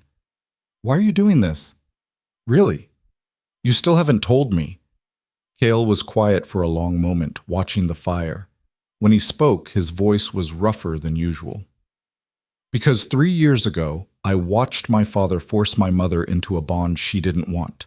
Watched her break under it. Watched her die from the inside out until there was nothing left but anger and emptiness. He looked up, meeting Elara's eyes. I swore I'd never do that to someone. Never take away someone's choice just because I had the power to. That's why we came north, Finn added. Looking for women who might want something different, who might be willing to take a risk for a real choice. You've done this before? Looked? Yes. Actually found someone brave enough to say yes? Jasper shook his head. You're the first. The weight of that settled over Elara like a blanket. She was their experiment, their test case, their hope that something different was possible. No pressure. What if I'm not what you think I am? She asked quietly. What if I can't handle your territory, your life? What if I'm just a girl who made a desperate choice and regrets it in a week? Then you regret it, Cale said simply. But at least you'll have made the choice yourself. They settled into silence after that, each lost in their own thoughts. Elara tried to rest but found sleep impossible. Her mind kept circling back to everything she'd left behind, everyone she'd disappointed or angered. Mira's face, Rowan's broken expression, Garrett's contempt. She must have dozed eventually because she jerked awake to Finn shaking her shoulder, his face tense. We need to move. Now. What? Riders, coming fast from the north. He was already kicking dirt over the fire. More than we expected and moving faster than they should be able to in the dark. Elara scrambled to her feet, her body screaming protest. Cale was already on his horse, scanning the darkness behind them. How many? He asked. At least a dozen, Finn said. Maybe more. I couldn't get a clear count. Garrett, Jasper said flatly. That stubborn bastard couldn't leave it alone. They mounted quickly, Elara's hands shaking as she grabbed the reins. The horses sensed the urgency and danced nervously. Can we outrun them? She asked. No, Cale said. Not with you riding double or slowing us down. No offense. None taken, so what do? We split up. He was already moving, guiding his horse toward a narrow trail that disappeared into thick forest. Finn, take her south on the main path, fast as you can manage. Jasper and I will lead them east, make them think we're all together. Bad plan, Finn said immediately. 2 against 12. 2 who know this terrain against 12 who don't, Cale interrupted. We'll lose them in the river valley, circle back, meet you at Broken Pine by sunset tomorrow. And if you don't, then you keep going. Get her to the southern border. Victor will help you from there. Elara's heart was hammering. Wait, you're going to fight them? We're going to avoid them, Jasper said. But if it comes to it, yeah, we'll fight. This is insane. You can't. We can and we will. Kale moved his horse closer to hers, his eyes intense. This is our choice, Elara. Same as leaving was yours. You don't get to feel guilty about it. Behind them, in the distance, she heard the sound she'd been dreading. Hoofbeats. Voices. Getting closer. Go, Kael said to Finn. Then, to Elara, trust him. He'll get you there. Before she could respond, he and Jasper were gone, their horses crashing through the underbrush in a direction that would lead the pursuers away. Finn grabbed her horse's reins. Hold on tight. This is going to get rough. He wasn't lying. The next hours were a blur of darkness, speed, and terror. Finn pushed both horses hard, taking paths that barely existed, guiding them through terrain that seemed impossible to navigate. Branches whipped at Elara's face. Her horse stumbled more than once, and each time her heart stopped until it regained its footing. Behind them she could hear shouts. The pursuit had split, some following Kael and Jasper's trail, but some still on theirs. They're not giving up, she gasped. They will. Finn's voice was grim. Or they'll regret it. Dawn broke slowly, gray and cold, revealing landscape that looked nothing like the gentle hills of her home territory. This was harsher, wilder. Trees grew twisted and close together. Rocks jutted from the earth like broken bones. Everything felt hostile. The sounds of pursuit had faded, but Finn didn't slow down. They rode hard until mid-morning, when he finally guided them into a ravine with a small stream running through it. Water the horses, he said, dismounting. Drink something yourself. We've got maybe 20 minutes before we need to move again. Elara slid off her horse and immediately sat down, her legs refusing to hold her. Everything hurt. Her hands were blistered from gripping the reins. Her face stung from branch scratches. Her entire body felt like one massive bruise. You did good, Finn said, offering her a water skin. Better than most would have. I can barely walk. But you're still here. That's what counts. He was scanning the ravine, his body tense. We lost most of them, but there's still at least 3 on our trail. Persistent bastards. What do we do? Keep moving. Stay ahead. Hope Kael and Jasper scattered the rest. He paused. And if we can't lose them, I deal with them. 3 against 1? Won't be the first time. He caught her expression and smiled, but it didn't reach his eyes. I'm harder to kill than I look. They mounted up again, and this time Finn chose speed over stealth. They hit open ground and ran, the horse's hooves pounding against hard-packed earth. Elara clung to her saddle and tried not to think about what would happen if they were caught. The landscape continued to change. More rocks, less vegetation. The air felt thinner, colder. They were climbing into the foothills of the mountain range that separated the northern and southern territories. By noon, the 3 riders pursuing them had gained ground. Elara could see them now when she looked back, dark shapes against the gray landscape, relentless in closing distance. Finn, she said, and he didn't need her to finish the sentence. I know. There's a narrow pass ahead, single file only. We get through it. We can defend it if we need to. If? When? The pass appeared as they crested a ridge, a gap between 2 massive rock faces barely wide enough for a horse and rider. Finn went through first, and Elara followed, her knees scraping against stone on both sides. They emerged into a small plateau surrounded by cliffs. Beautiful and completely trapped. This is defensible? Elara asked, her voice climbing. Better than open ground. Finn was already off his horse, checking the weapons he carried. Knives, a short blade, nothing fancy. Stay behind the rocks over there. No matter what happens, stay down. Finn, not a debate, Elara. This is what I do. Let me do it. The 3 riders came through the pass minutes later, spreading out as they entered the plateau. Elara recognized one of them, Thomas, a young man who'd sometimes helped her father with carpentry work. The other 2 she didn't know, but they all had the same hard expression, the same determined set to their shoulders. Far enough, Finn called out. Turn back now and nobody gets hurt. Thomas shook his head. Can't do that. Garrett's orders. Bring her back or don't come back at all. She's not going back. Then we've got a problem. They dismounted as one, and Elara saw the weapons they carried. Not just knives, actual swords, clubs, tools designed for violence. This wasn't going to be a fair fight. Finn saw it too. His stance shifted, became looser, more fluid. Last chance. Right away. Pretend you lost the trail. Garrett will know, one of the strangers said. He always knows. Then I guess we're doing this. They rushed him together, and Finn moved like water, like wind, like something that couldn't be caught or pinned down. He was faster than the men who'd fought at the gathering, more skilled, but there were 3 of them, and they were fresh while he'd been riding all night. Elara watched from behind the rocks, her hands pressed over her mouth to keep from screaming. She saw Finn dodge the first sword swing, saw him drive his knife into the second man's shoulder, saw him take a club to the ribs that made him stagger. He recovered, spun, caught Thomas across the face with an elbow that sent blood flying. But the third man was already on him, and the numbers were telling. For every hit Finn landed, he took 2. His movement started to slow. Blood ran from a cut above his eye. Elara couldn't just watch anymore. She grabbed a rock, not small, bigger than her fist, and stood up. Hey!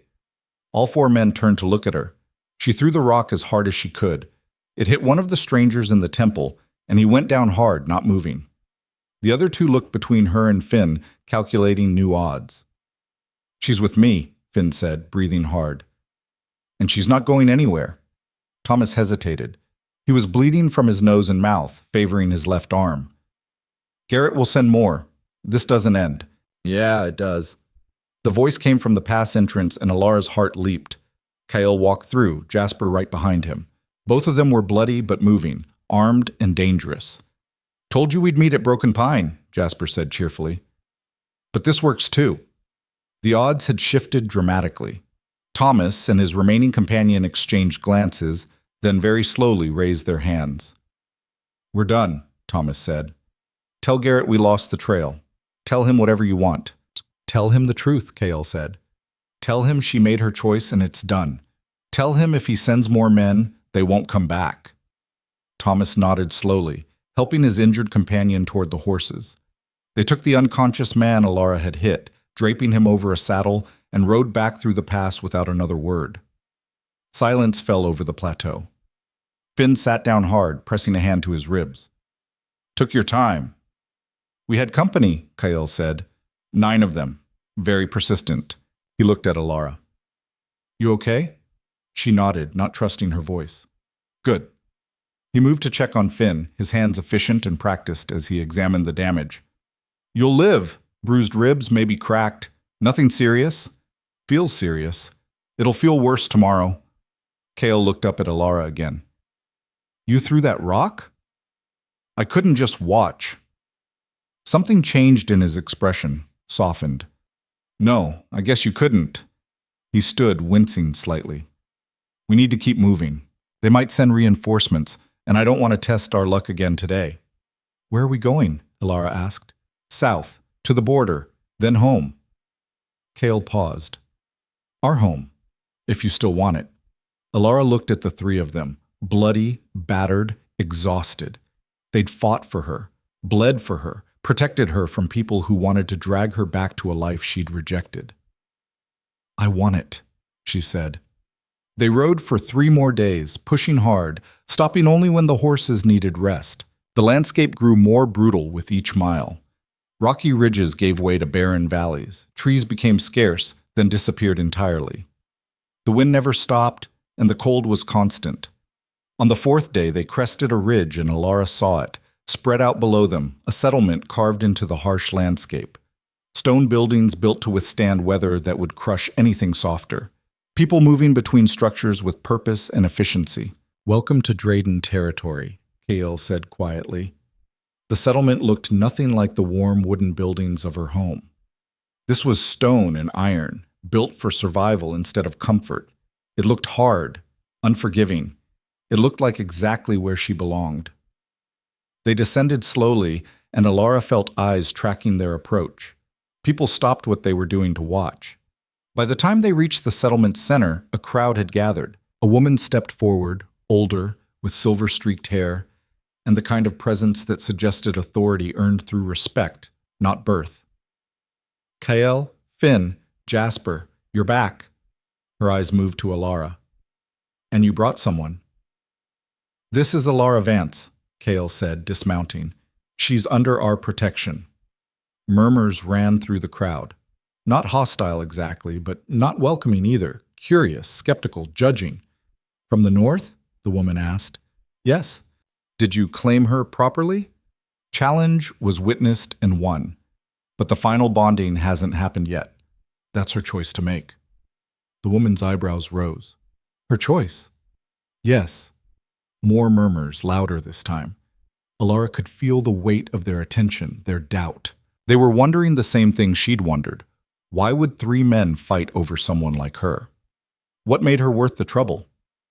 The older woman stepped closer, studying Elara with eyes that seemed to see everything. You know what you're walking into, girl? No, Elara said honestly, but I know what I left behind. And you think this will be better? I think it'll be mine. A slow smile spread across the woman's face. Well, that's something at least. She looked at Kael. Bring her to the council hall. The elders will want to hear this story, all of it. As they walked through the settlement, Elara felt the stares following her. Some curious, some disapproving, some calculating. She didn't care. She'd made it this far. She'd survive whatever came next. Then they entered the council hall, and Elara saw the man sitting at the head of the table, massive, scarred, with eyes that held no warmth at all. Father, Kael said, his voice carefully neutral. We're back. The man looked at his sons, then at Elara, and smiled in a way that made her blood run cold. So this is the girl who's caused all the trouble, he said softly. Tell me, little bird, do you have any idea what you've actually done? Elara met the man's eyes and refused to look away, even though every instinct screamed at her to drop her gaze, to show deference, to make herself small. No, she said. I don't know what I've done. Why don't you tell me? The silence in the council hall was absolute. The elders seated around the long stone table looked between her and the man at its head, with expressions that ranged from shock to barely concealed amusement. Kael had gone very still beside her. The father, because it had to be their father, the resemblance was too strong to deny, studied her for a long moment. Then he laughed, the sound rough and unexpected. She's got spine, at least. He leaned back in his chair, which creaked under his weight. I'm Marcus Drayden, and you, little bird, have started a war. A war? Elara's voice came out steadier than she felt. Over one woman? Over the principal. Marcus gestured to one of the elders, who unrolled a piece of parchment on the table. 3 days ago, riders arrived from the northern territories. Official delegation. They're demanding your return, claiming you were taken by force, that the challenge was illegitimate, that my sons violated about 15 different territorial treaties. Elara's stomach dropped. That's not true. I chose to leave. I know that. You know that. They know that. Marcus tapped the parchment. But they're claiming otherwise, and now the Northern Council is threatening trade sanctions, border restrictions, all manner of political nonsense over you. The weight of it hit her like a physical blow. She'd known there would be consequences, but this was bigger than she'd imagined. This wasn't just about her anymore. I'll go back, she heard herself say. If it stops a war, I'll... No. Kael's voice cut through the room like a blade. That's not happening. Your son is right, the older woman who'd first greeted them said. She was seated at Marcus's right hand, Elara noticed. Someone important. Sending her back now would be admitting fault. Admitting we violated the treaties. It would make us look weak. It would make us look weak because we'd be weak, another elder added, a thin man with calculating eyes. If we cave to northern pressure over something this small, what message does that send about future negotiations? This isn't small to the people involved, a third elder interjected, a woman with kind eyes and graying hair. We're talking about a girl's life. We're talking about territorial sovereignty, the thin man countered. Elara's head was spinning. They were debating her like she was a treaty clause, a political problem to be solved. She looked at Kael, who was staring at his father with an expression she couldn't read. What do you want to do? Marcus asked, and it took Elara a moment to realize he was talking to her. Me? You're at the center of this mess. Seems fair you should have a say in how we handle it. I want... Elara stopped, organizing her thoughts. I want to not be sent back. I want to stay here, if that's still an option. And I want to not start a war. Those three things might be mutually exclusive, the thin elder said. Maybe not, Kael said quietly. Everyone turned to look at him. The Northern Council is claiming we took her by force, so we prove we didn't. We make the bonding public, official, with witnesses from both territories. That's insane, Finn said. They'd never agree to send witnesses. They want her back, not validated. They'd agree if we frame it right, Kael continued, his voice gaining confidence. We invite them to witness the bonding. We let them see her make the choice freely. If she chooses to stay, and she does so in front of their own representatives, they lose their justification for sanctions. And if she chooses to leave? Marcus asked, his eyes sharp. Kael looked at Elara. Then she leaves. We don't stop her. The room erupted in argument.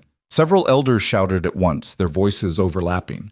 The thin man was saying something about setting dangerous precedents. The kind woman was saying something about giving the North too much power. Someone else was arguing about the logistics of security for Northern witnesses. Marcus let them argue for a few minutes, then slammed his fist on the table hard enough to make the parchment jump. Enough. He waited until silence fell. Kael's proposal has merit. It's risky, but it might work. The question is, he turned to Elara, can you handle that kind of pressure? Standing in front of representatives from your home territory, making a choice that'll affect trade and politics for years to come? Elara thought about the gathering hall, about standing in front of everyone she'd ever known and being rejected, about walking away with her dignity intact even when everything inside her was screaming. Yes, she said, I can handle it. Marcus studied her for a long moment, then nodded slowly. All right, we'll send the invitation. Grand bonding ceremony, witnesses from both territories, full formal protocols. 2 weeks from today. He pointed at Kael. That gives you 2 weeks to make sure she's actually ready, to make sure she understands what she's choosing. She already understands. Does she? Marcus's gaze shifted back to Elara.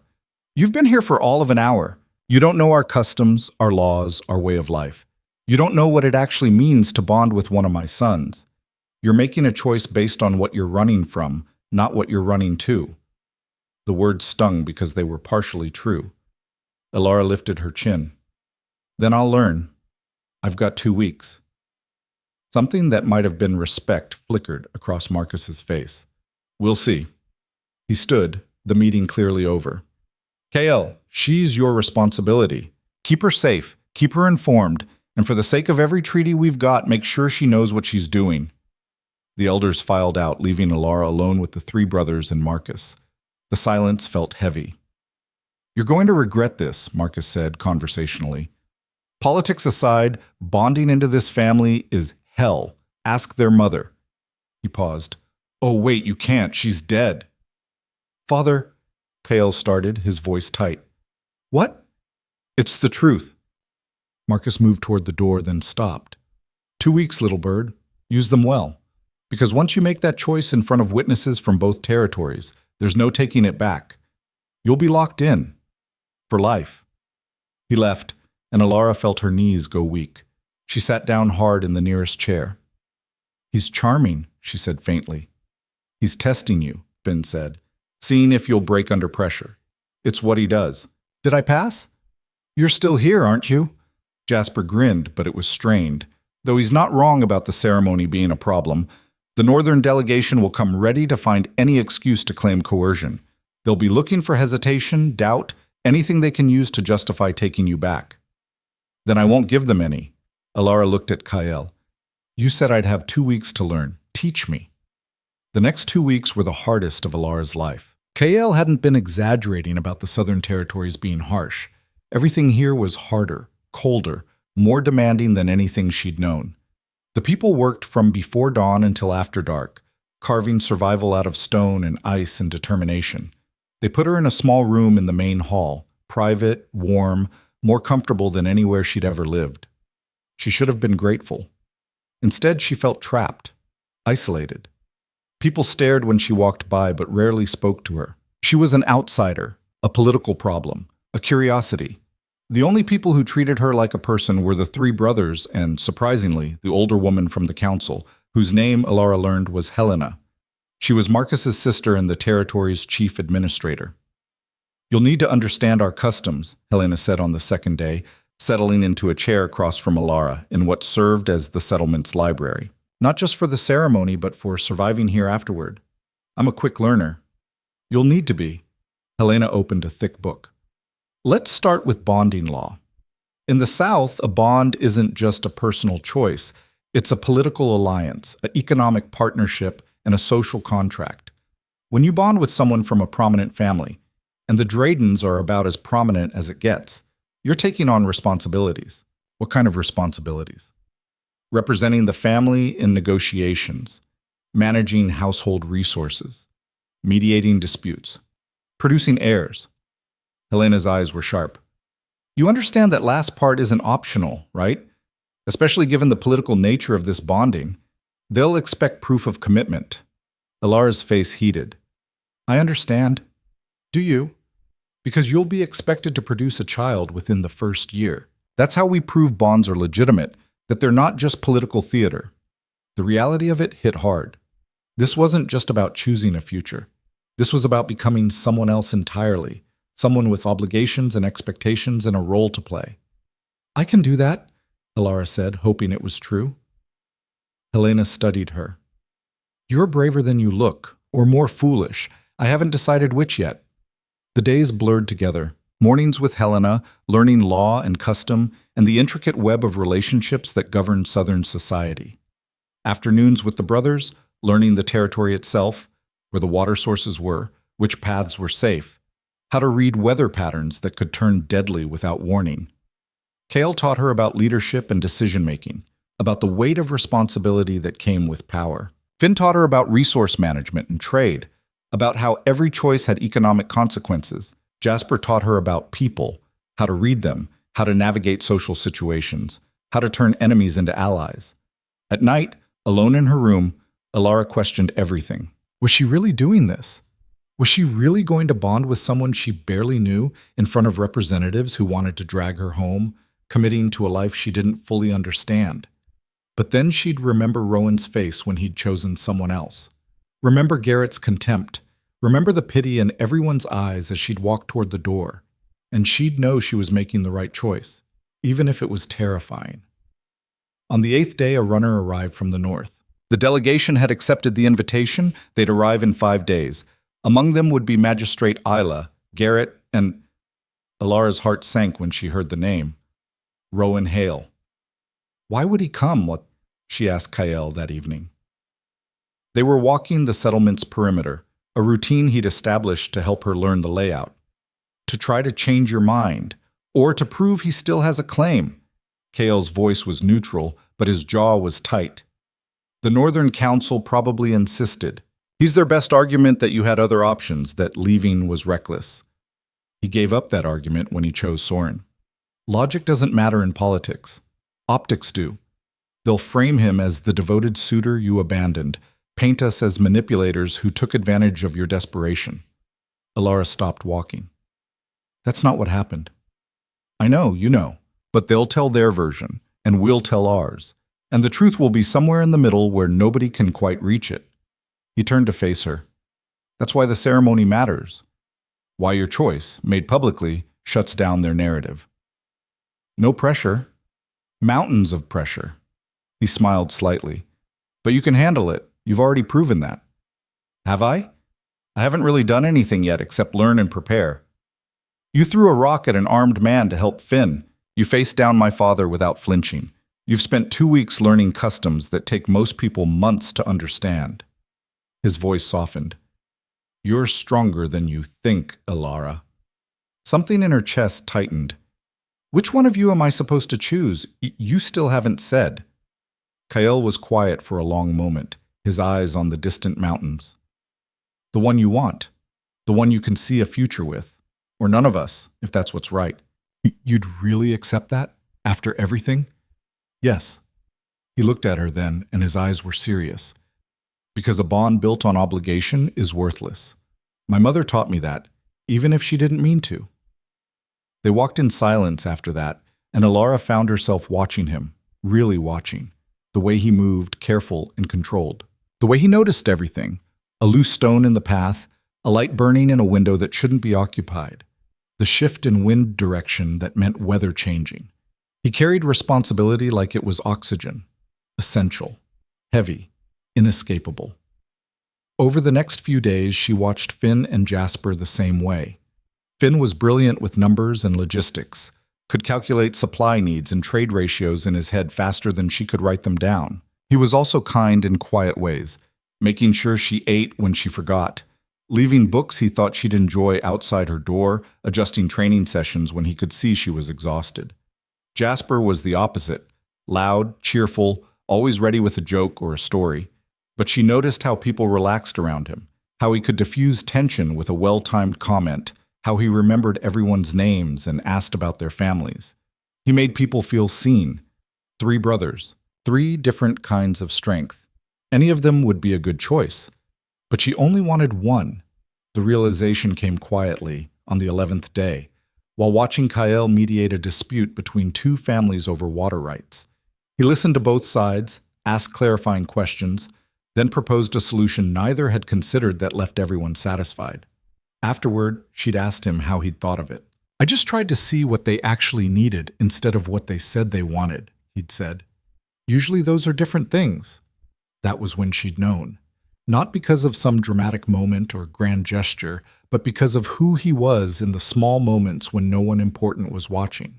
The northern delegation arrived on the 14th day, and Elara watched from a window as they rode in, 15 people, all dressed formally, all wearing expressions that suggested they'd rather be anywhere else.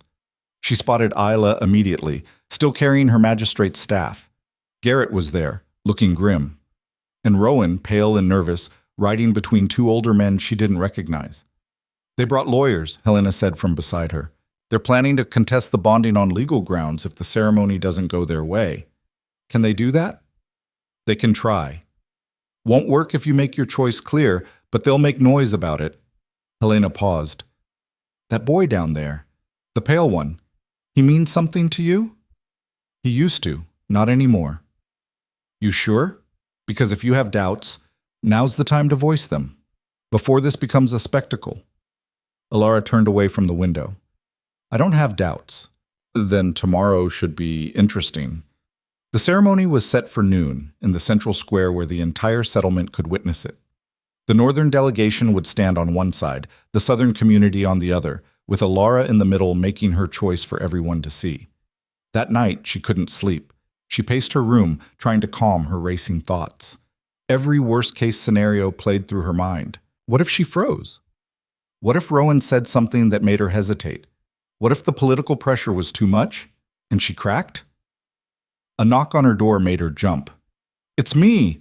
Kael's voice came through the wood. "Can I come in?" She opened the door. He stood there in simple clothes, looking tired. "Couldn't sleep either?" she asked. "No, kept thinking about tomorrow, about all the ways it could go wrong." He hesitated. "Can I ask you something?" "Anything. Why are you doing this, really? You could have chosen to go back. To avoid all the political mess, to take the safe option. Why didn't you?" Elara thought about the answer, really thought about it. "Because I'm tired of being safe." Safe meant small, meant accepting whatever scraps people were willing to give me and being grateful for them. I want more than that. I want to matter. You already matter. Here, maybe. Back there, I was just the poor Vance girl, someone to pity or ignore. She met his eyes. "You asked me to come south, to choose something different. So I am. Tomorrow, in front of everyone, I'm choosing the life I want, not the one I'm supposed to want." Kael was quiet for a moment. Then he smiled, really smiled, and it transformed his whole face. "Good. That's what I wanted to hear." He turned to leave, then paused. "Elara? Whatever happens tomorrow, whatever you choose, I'm glad we found you." He left before she could respond, and Elara stood in the doorway for a long time, her heart doing complicated things in her chest. Morning came too fast and too slow. Helena helped her dress in formal southern clothing, layers of deep blue fabric that actually fit, that actually looked beautiful.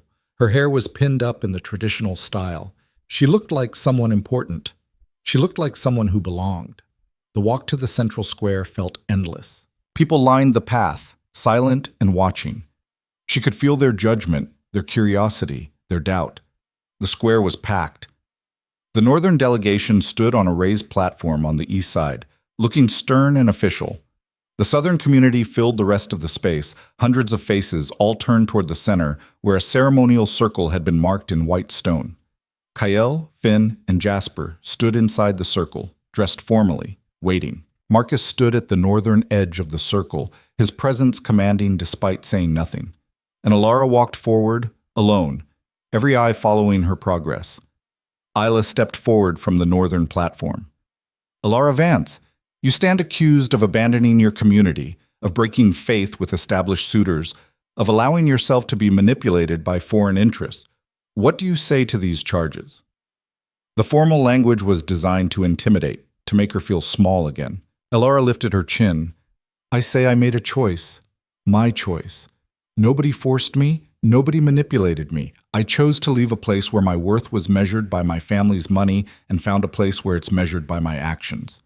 Murmurs rippled through both crowds. Rowan stepped forward and Elara's heart sank. Elara, please, I made a mistake. I see that now. Come home. I'll honor my original promise. We can fix this. It would be so easy to say yes, to end the political crisis, to go back to something familiar, to choose the safe option. Elara looked at him, really looked at him, and saw what she'd always seen. Someone who wanted her when it was convenient, who offered love like it was a favor. No, she said clearly. Thank you, but no. She turned to face the three brothers. Finn was smiling. Jasper gave her a small nod. Cale just watched her, waiting. I'm here to make a bonding choice, Elara said, her voice carrying across the square. Not because I have to, because I want to. Because for the first time in my life, I'm choosing something for myself. She walked to Kyle and held out her hand. I choose you. Not because you want to fight, not because you're politically useful, because you saw me when everyone else looked through me, because you offered me a choice when no one else thought I deserved one, because you make me want to be stronger. Cale took her hand, and the smile that crossed his face was worth every hard moment of the past 2 weeks. I accept, he said formally. Then, quieter, just for her. Thank you. The southern crowd erupted in cheers. The northern delegation looked furious, shocked, defeated. Isla's face was unreadable, but she nodded slowly, officially witnessing the choice. Marcus stepped forward. The bonding is witnessed and accepted by both territories. Let no one question its legitimacy. He produced a ceremonial blade and a length of dark blue cord. This was the part Helena had prepared her for, the blood binding that made Southern bonds official. Cale took the blade first, cutting his palm quickly and efficiently. Then he handed it to Elara. She didn't hesitate. The cut stung, but she didn't flinch. They pressed their palms together, blood mixing, while Marcus wrapped the cord around their joined hands. Bound by choice, witnessed by communities, sealed in blood, Marcus intoned. What's joined here cannot be undone by any authority but death itself. The northern delegation was already leaving, most of them anyway. Isla remained watching. So did Rowan, his face a mask of grief and anger. Elara met his eyes one last time and felt nothing but relief. She was free. The celebration lasted hours. Southern traditions involved feasting, music, stories shared around fires. Elara was pulled into conversations, asked questions, included in a way she'd never experienced before. People were curious about her, yes, but not pitying, not contemptuous, just curious. As night fell and the fires burned bright, Helena found her. You did well today, the older woman said. Better than I expected. I just told the truth. The truth delivered well is more powerful than any lie. Helena paused. You know this is just the beginning, right? Being bonded to Kyle means responsibilities, expectations, challenges you can't imagine yet. I know. And you're ready for that? Elara looked across the square to where Kyle stood talking with a group of traders, his expression serious and focused. As if sensing her gaze, he looked up and smiled. I'm ready to try, she said. And for the first time since this entire ordeal began, she truly believed it. The first real test came 3 weeks after the bonding ceremony, when the winter supplies arrived short by half. Elara was in the storage hall doing inventory, a task Helena had assigned her to help her understand the settlement's resource management, when the wagon master delivered the news. "River froze early up north," he said, looking exhausted and apologetic. "Lost 2 wagons trying to cross. This is all we could salvage." Elara stared at the half-empty wagon, her mind already calculating. The settlement had 243 people. Winter lasted 4 months in the Southern Territories. They just lost half their grain, most of their preserved meat, and all of their medical supplies. "Where's Kyle?" she asked. "Council meeting. They're deciding what to do about the northern border dispute." Of course they were, because the Northern Territories hadn't accepted the bonding as gracefully as they'd pretended. Trade had slowed to a trickle. Border crossings were being delayed for administrative reasons. It was economic warfare dressed up as bureaucracy. Elara looked at the supplies again, then at the wagon master. "Can you get another wagon through before the pass closes completely?" "Maybe, if we leave tomorrow and the weather holds, but there's no guarantee we'll find supplies to buy. Everyone's hoarding for winter." "What about the eastern settlements, the ones past the ridge?" The wagon master blinked. "Those aren't our usual trade partners. Different territory, different agreements. But they have supplies?" "Probably. They grow different crops, raise different livestock. But we'd need to negotiate new trade terms, and that takes time we don't have." Elara made a decision. "Give me 2 hours. Don't leave without me." She found Helena in her office, buried in paperwork. "I need authorization to negotiate a trade agreement." Helena looked up, eyebrows raised. "You've been bonded 3 weeks, and you think you're ready to handle territorial negotiations?" "No, but I'm ready to try, and we're out of options." Elara explained the supply situation, watched Helena's expression shift from skeptical to concerned. "The eastern settlements aren't friendly," Helena said carefully. "They're neutral at best, hostile at worst. They think we're aggressive, expansionist. They won't deal with us on principle."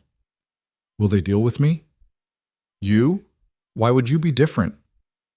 "Because I'm not from here. I'm northern. I understand their concerns about southern aggression because I had the same concerns 3 weeks ago." Elara leaned forward.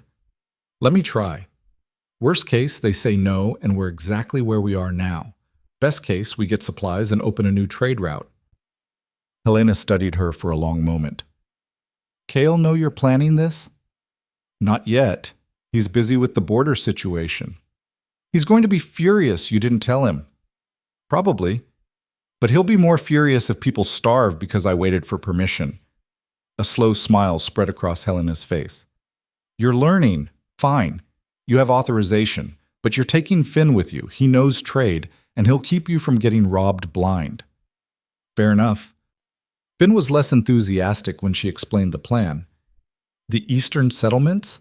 Elara, those people barely acknowledge we exist. They certainly won't trust us. They'll trust me. Or at least they'll be curious enough to listen. And if they're not, then we come home and try something else. But we have to try." They left within the hour, taking the wagon master and 2 guards. The path to the eastern settlements was rougher than anything Elara had traveled before, cutting through terrain that looked like it actively wanted them dead. Steep drops on one side, sheer rock faces on the other, ice forming in patches that made the horses nervous. They reached the first settlement, a cluster of buildings carved into a hillside, just as the sun was setting. People emerged slowly, warily, some carrying weapons. An older man stepped forward, his stance defensive. "You're from Drayden territory." "Half right," Elara said, dismounting carefully. "I'm bonded to a Drayden, but I'm originally from the Northern Reach. My name is Elara Vance." Something shifted in the man's expression. "Vance? I knew a Vance once, Thomas Vance, worked stone." "My father." Elara felt her throat tighten. "He died 3 years ago." "Sorry to hear it. He was a good man." The older man lowered his weapon slightly. "I'm Reed." "What brings Draydens to our territory?" "Desperation and hope, in that order."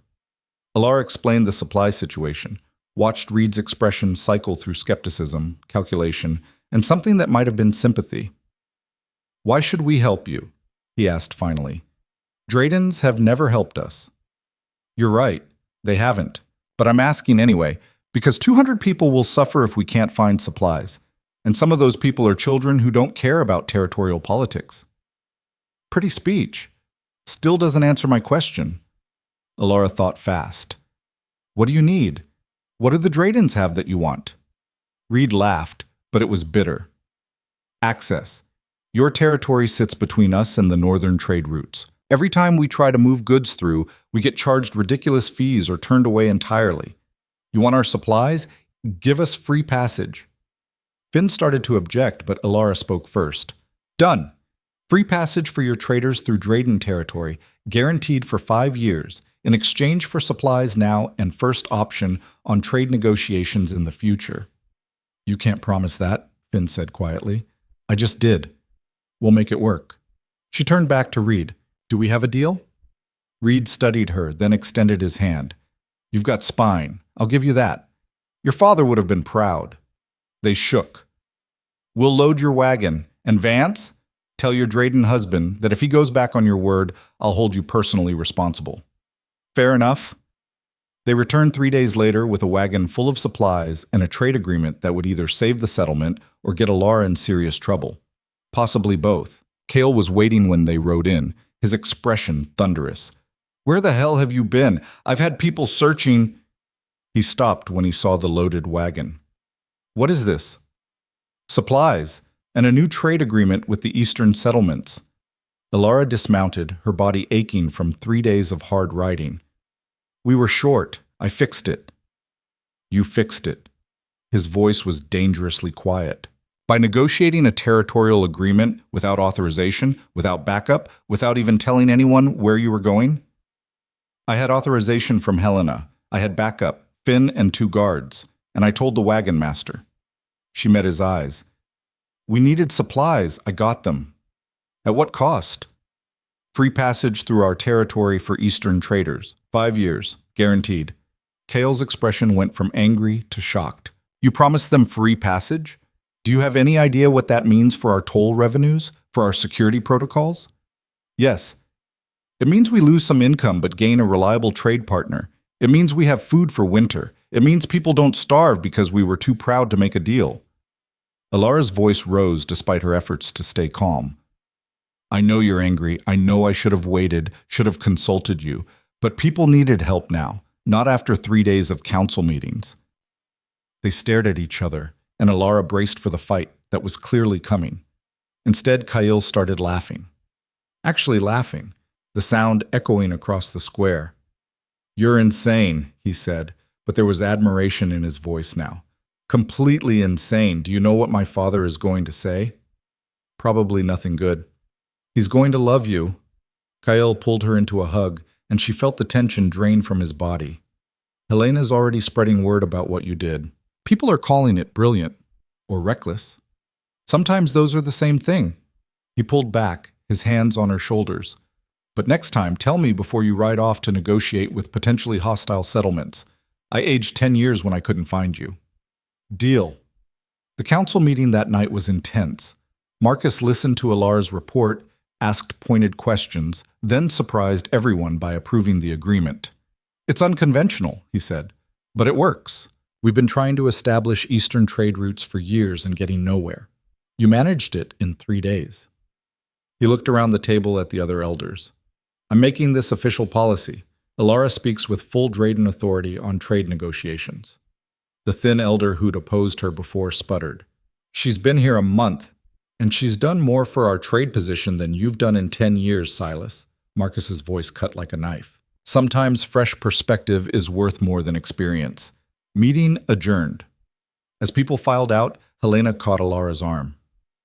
You made an enemy of Silas tonight. He doesn't forget slights. I'll survive.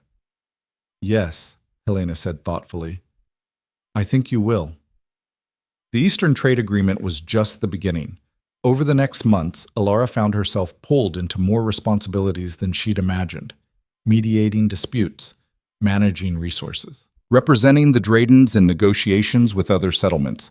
People started coming to her with problems, trusting her judgment, respecting her opinions. It wasn't always smooth. She made mistakes, misjudged situations, said the wrong thing to the wrong person, but she learned, adapted, kept pushing forward.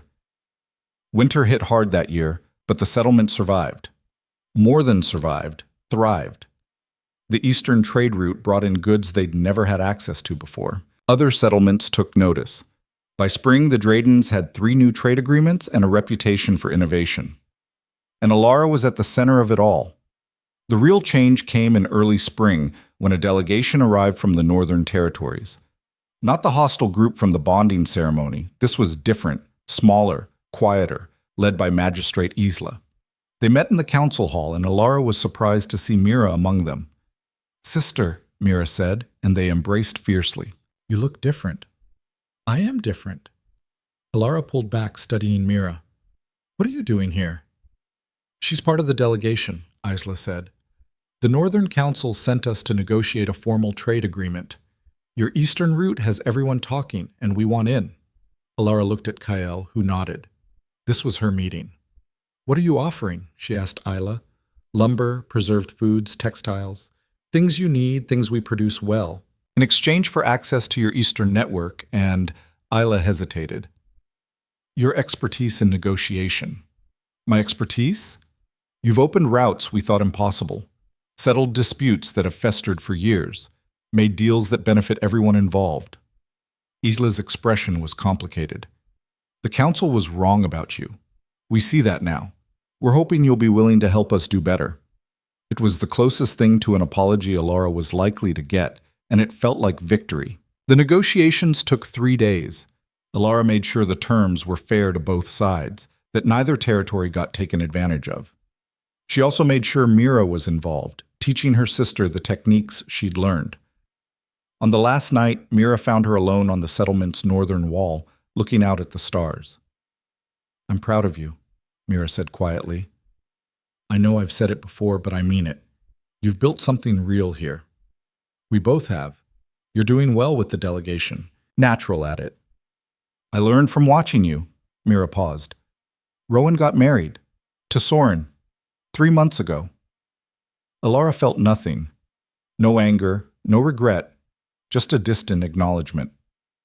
Good for them. "I thought you should know, in case you were wondering." "I wasn't." Elara turned to face her sister. "That life feels like it happened to someone else, someone smaller. I don't miss it. Not even a little?" "Not even a little." They stood in comfortable silence, and Elara realized how much had changed in less than a year. She'd gone from being the poor Vance girl to being someone people respected, someone who shaped policy and built alliances, someone who mattered. The Northern delegation left the next morning with signed agreements and promises of future cooperation. Mira hugged Elara one last time. "Write to me," she said. "Tell me everything." "I will. And Mira, thank you for believing in me when no one else did. Always." Spring turned to summer, and life in the Southern Territories took on a rhythm Elara had never known before. Work and rest, challenge and triumph, setbacks and victories all woven together into something that felt like purpose. Her relationship with Kael deepened in ways she hadn't expected. They fought sometimes, passionate arguments about policy or decisions or the best way to handle situations. But they also laughed together, planned together, built a partnership that was equal parts love and respect. One evening, as they stood on the wall watching the sunset paint the mountains gold and purple, Kael asked the question she'd been expecting. "Are you happy? Really happy, not just satisfied or managing?" Elara thought about it, about the bone-deep exhaustion that came from working harder than she ever had, about the pressure of representing the Dradens in negotiations, about the responsibility of knowing her decisions affected hundreds of lives. "Yes," she said. "I am. This is hard, but it's mine. That makes all the difference." "Good." He pulled her closer. "Because there's something I need to tell you. The council voted this morning. They want to establish a formal trade commission to manage all our external relationships, and they want you to lead it." Elara's breath caught. "Lead it? Kael, I've only been here 9 months. I know. They know. They don't care. You've proven yourself a dozen times over. You've earned this." "What did you vote?" "I abstained. Conflict of interest." But if I hadn't, I would have voted yes without hesitation. He turned her to face him. You came here running from a life that didn't value you. You've built something better. Now they're asking you to build even more. What do you say? What did she say? She thought about the girl who'd walked into that gathering hall in a borrowed dress, hoping for scraps. About the woman who'd left that same hall with 3 dangerous strangers, choosing uncertainty over safety. About how far she'd come. I say yes. The formal announcement came a week later, in front of the entire settlement. Elara stood in the central square, the same place where she'd made her bonding choice, and accepted the position. The applause was genuine, enthusiastic, nothing like the pitying looks she'd left behind. Marcus himself performed the ceremony, binding a ceremonial cord around her wrist that marked her as an official representative of the territory. You've earned this, he said quietly, and coming from him, it meant everything. That night, there was celebration. Music and food and stories shared around fires that burned bright against the dark. Elara found herself pulled into conversation after conversation, people asking her opinions, seeking her advice, treating her like she belonged. Because she did. Late in the evening, Helena found her. Walk with me? They moved away from the fires, finding a quiet spot on the settlement's edge, where the noise faded to a distant murmur. When you first arrived, I thought you'd last maybe a week, Helena said. Thought the harsh conditions would break you, or the politics would crush you, or you'd realize you'd made a mistake and run back north. I thought the same thing sometimes. But you didn't break, didn't run. You adapted, learned, fought for your place. Helena smiled. You've become what this territory needs, not just a trader or a negotiator, a leader.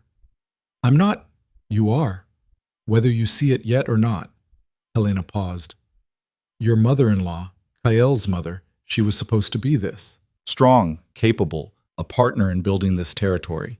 But Marcus broke her, crushed her spirit until there was nothing left. Her voice turned fierce. Don't let anyone do that to you. Not Marcus, not Kael, not the council. You've claimed your power. Keep it. I will, Elara promised. I didn't come this far to lose myself now. The seasons turned. Summer gave way to autumn, then winter again. The Trade Commission flourished under Elara's leadership, establishing routes and agreements that strengthened the Southern Territory's position. Other settlements started sending delegations specifically to work with her, trusting her fairness and skill. The Northern Territories slowly began to change too. Mira wrote regularly, describing how other women were starting to question the old ways, to demand more say in their own futures. Elara's choice had rippled outward, creating waves she'd never anticipated. On the anniversary of her bonding ceremony, Kael found her in their private quarters, no longer the small room she'd started in, but a proper home they'd built together. Gift for you, he said, handing her a leather-bound journal. She opened it and found the first page already inscribed. The choices we make define us. The courage to make them sets us free. It's for recording your negotiations, your agreements, your strategies, Kael explained, so others can learn from what you've built. Elara felt tears prick her eyes. It's perfect. You're perfect. He pulled her close. Well, not perfect. You're stubborn and reckless, and you give me heart attacks at least once a week. But you're mine, and I wouldn't change a thing. Not even the reckless part? Especially not the reckless part. That's my favorite. They laughed together, and Elara realized this was happiness. Not the absence of struggle, but the presence of purpose. Not perfection, but partnership. Not safety, but choice. 2 years after the bonding ceremony, Elara stood in the same square where she'd chosen Kael and addressed the largest gathering the Southern Territories had ever seen. Representatives from a dozen different settlements, including several from the north, had come to witness the signing of a comprehensive trade alliance she'd spent months negotiating. She wore formal robes now, marked with symbols of her position. Her hair was pinned up in the Southern style. She spoke with authority, born from hard-won experience. But she was still the same girl who'd walked out of that northern hall refusing to beg or break, just stronger now, wiser, free. This alliance represents something new, she said, her voice carrying across the crowd. Not dominance or submission, but partnership. Not territories competing for resources, but communities working together to survive and thrive. She paused. It represents the power of choice, of refusing to accept limitations others try to impose, of building something better. The agreements were signed, the celebrations lasted days, and when it was all over, when the delegations had left and the settlement returned to normal, Elara found herself back on the northern wall with Kael. "Do you ever think about how different things could have been?" he asked. "If we hadn't walked into that gathering hall? If you'd chosen to stay?" "Sometimes, but only to remind myself how far I've come." She leaned into him. That girl in the borrowed dress, she was brave, but she didn't know her own strength yet, didn't know what she was capable of. "And now?" "Now I know. Now everyone knows." Elara smiled. "I'm not the poor Vance girl anymore. I'm not someone to pity or dismiss. I'm someone who shapes the future of entire territories, someone who turned humiliation into power, someone who matters. Yes, someone who matters." They stood together as the sun set, painting the harsh landscape in shades of gold and crimson. The wind was cold, as it always was in the southern territories, but Elara barely felt it anymore. She'd adapted, grown stronger, become someone who could thrive in conditions that would have destroyed the person she used to be. Below them, the settlement bustled with evening activity. Lights began appearing in windows. Smoke rose from cooking fires. Children laughed in the streets. Life continuing, steady and strong, built on foundations she'd helped create. Mira visited a month later, and Elara barely recognized her sister. She walked differently now, with confidence, with purpose. She wore clothing that marked her as an official northern representative, and she carried herself like someone used to being heard. "You've changed," Elara said. "I learned from you." Mira grinned. "Turned out watching my sister reshape territorial politics was pretty inspiring. The Northern Council appointed me as liaison for cross-territory negotiations. I'm following in your footsteps." "Making your own path, you mean?" "Same thing." They spent 3 days together, talking about everything and nothing, about the lives they'd built, the challenges they'd faced, the futures they were creating. When Mira left, she hugged Elara tight. "Thank you," she whispered, "for being brave enough to leave, for showing me it was possible. Thank you for believing in me when I couldn't believe in myself." Watching Mira ride away, Elara felt the last piece of her old life settle into place. She wasn't running from anything anymore. She was running toward everything she'd built, everything she'd become. That night, alone in the quiet of her home, Elara opened the journal Kael had given her and began to write. Not just negotiations and strategies, but her story. How she'd gone from being discarded to being essential. From powerless to powerful. From nothing to something that mattered. She wrote about the gathering hall and the 3 strangers who'd offered her a choice. About the brutal fight and the desperate flight. About arriving in a place that should have crushed her and refusing to break. About learning and adapting and fighting for every inch of respect she'd earned. She wrote about becoming someone new while holding on to the core of who she'd always been. The words flowed until her hand cramped, until candles burned low, until she'd captured the whole messy, painful, triumphant journey. When she finally set down the pen, Kael appeared in the doorway. "Writing your memoirs?" "My truth, so no one can rewrite it later, make me smaller than I am, erase the hard parts that made me strong." He read over her shoulder, his expression softening. "This is good. Important. Women in both territories need to read this, need to know change is possible. Then we'll make sure they do." He pulled her to her feet, and they stood together in the candlelight. "I love you," he said simply. "Not because you're perfect, because you're real. Because you fight for what you believe in, even when it's terrifying. I love you too, for seeing me when everyone else looked away, for giving me the choice that changed everything." They kissed, and it felt like coming home, like safety and challenge and partnership all wrapped together. Outside, the settlement slept under a blanket of stars. Inside, Elara Vance, once the poor girl from the Northern Territories, now a leader shaping the future of the South, felt the final pieces of her transformation settle into place. She'd walked into a gathering hall broken and desperate. She'd walked out of it choosing courage over comfort, and she'd built a life that proved everyone who doubted her wrong. Not through luck or chance, but through sheer stubborn determination to matter, to be seen, to be free. The journey from humiliation to power wasn't smooth or easy. It was brutal and messy and uncertain, but it was hers. every painful step, every hard-won victory, every moment of doubt overcome. And standing in her home with the man who'd offered her a choice when no one else would, looking out at the territory she'd helped reshape, Elara knew one thing with absolute certainty. She would never be small again. She would never accept scraps again. She would never let anyone else define her worth again. She'd claimed her power, and nothing and no one would ever take it from her. That was her truth, her story, her victory. And it was only the beginning.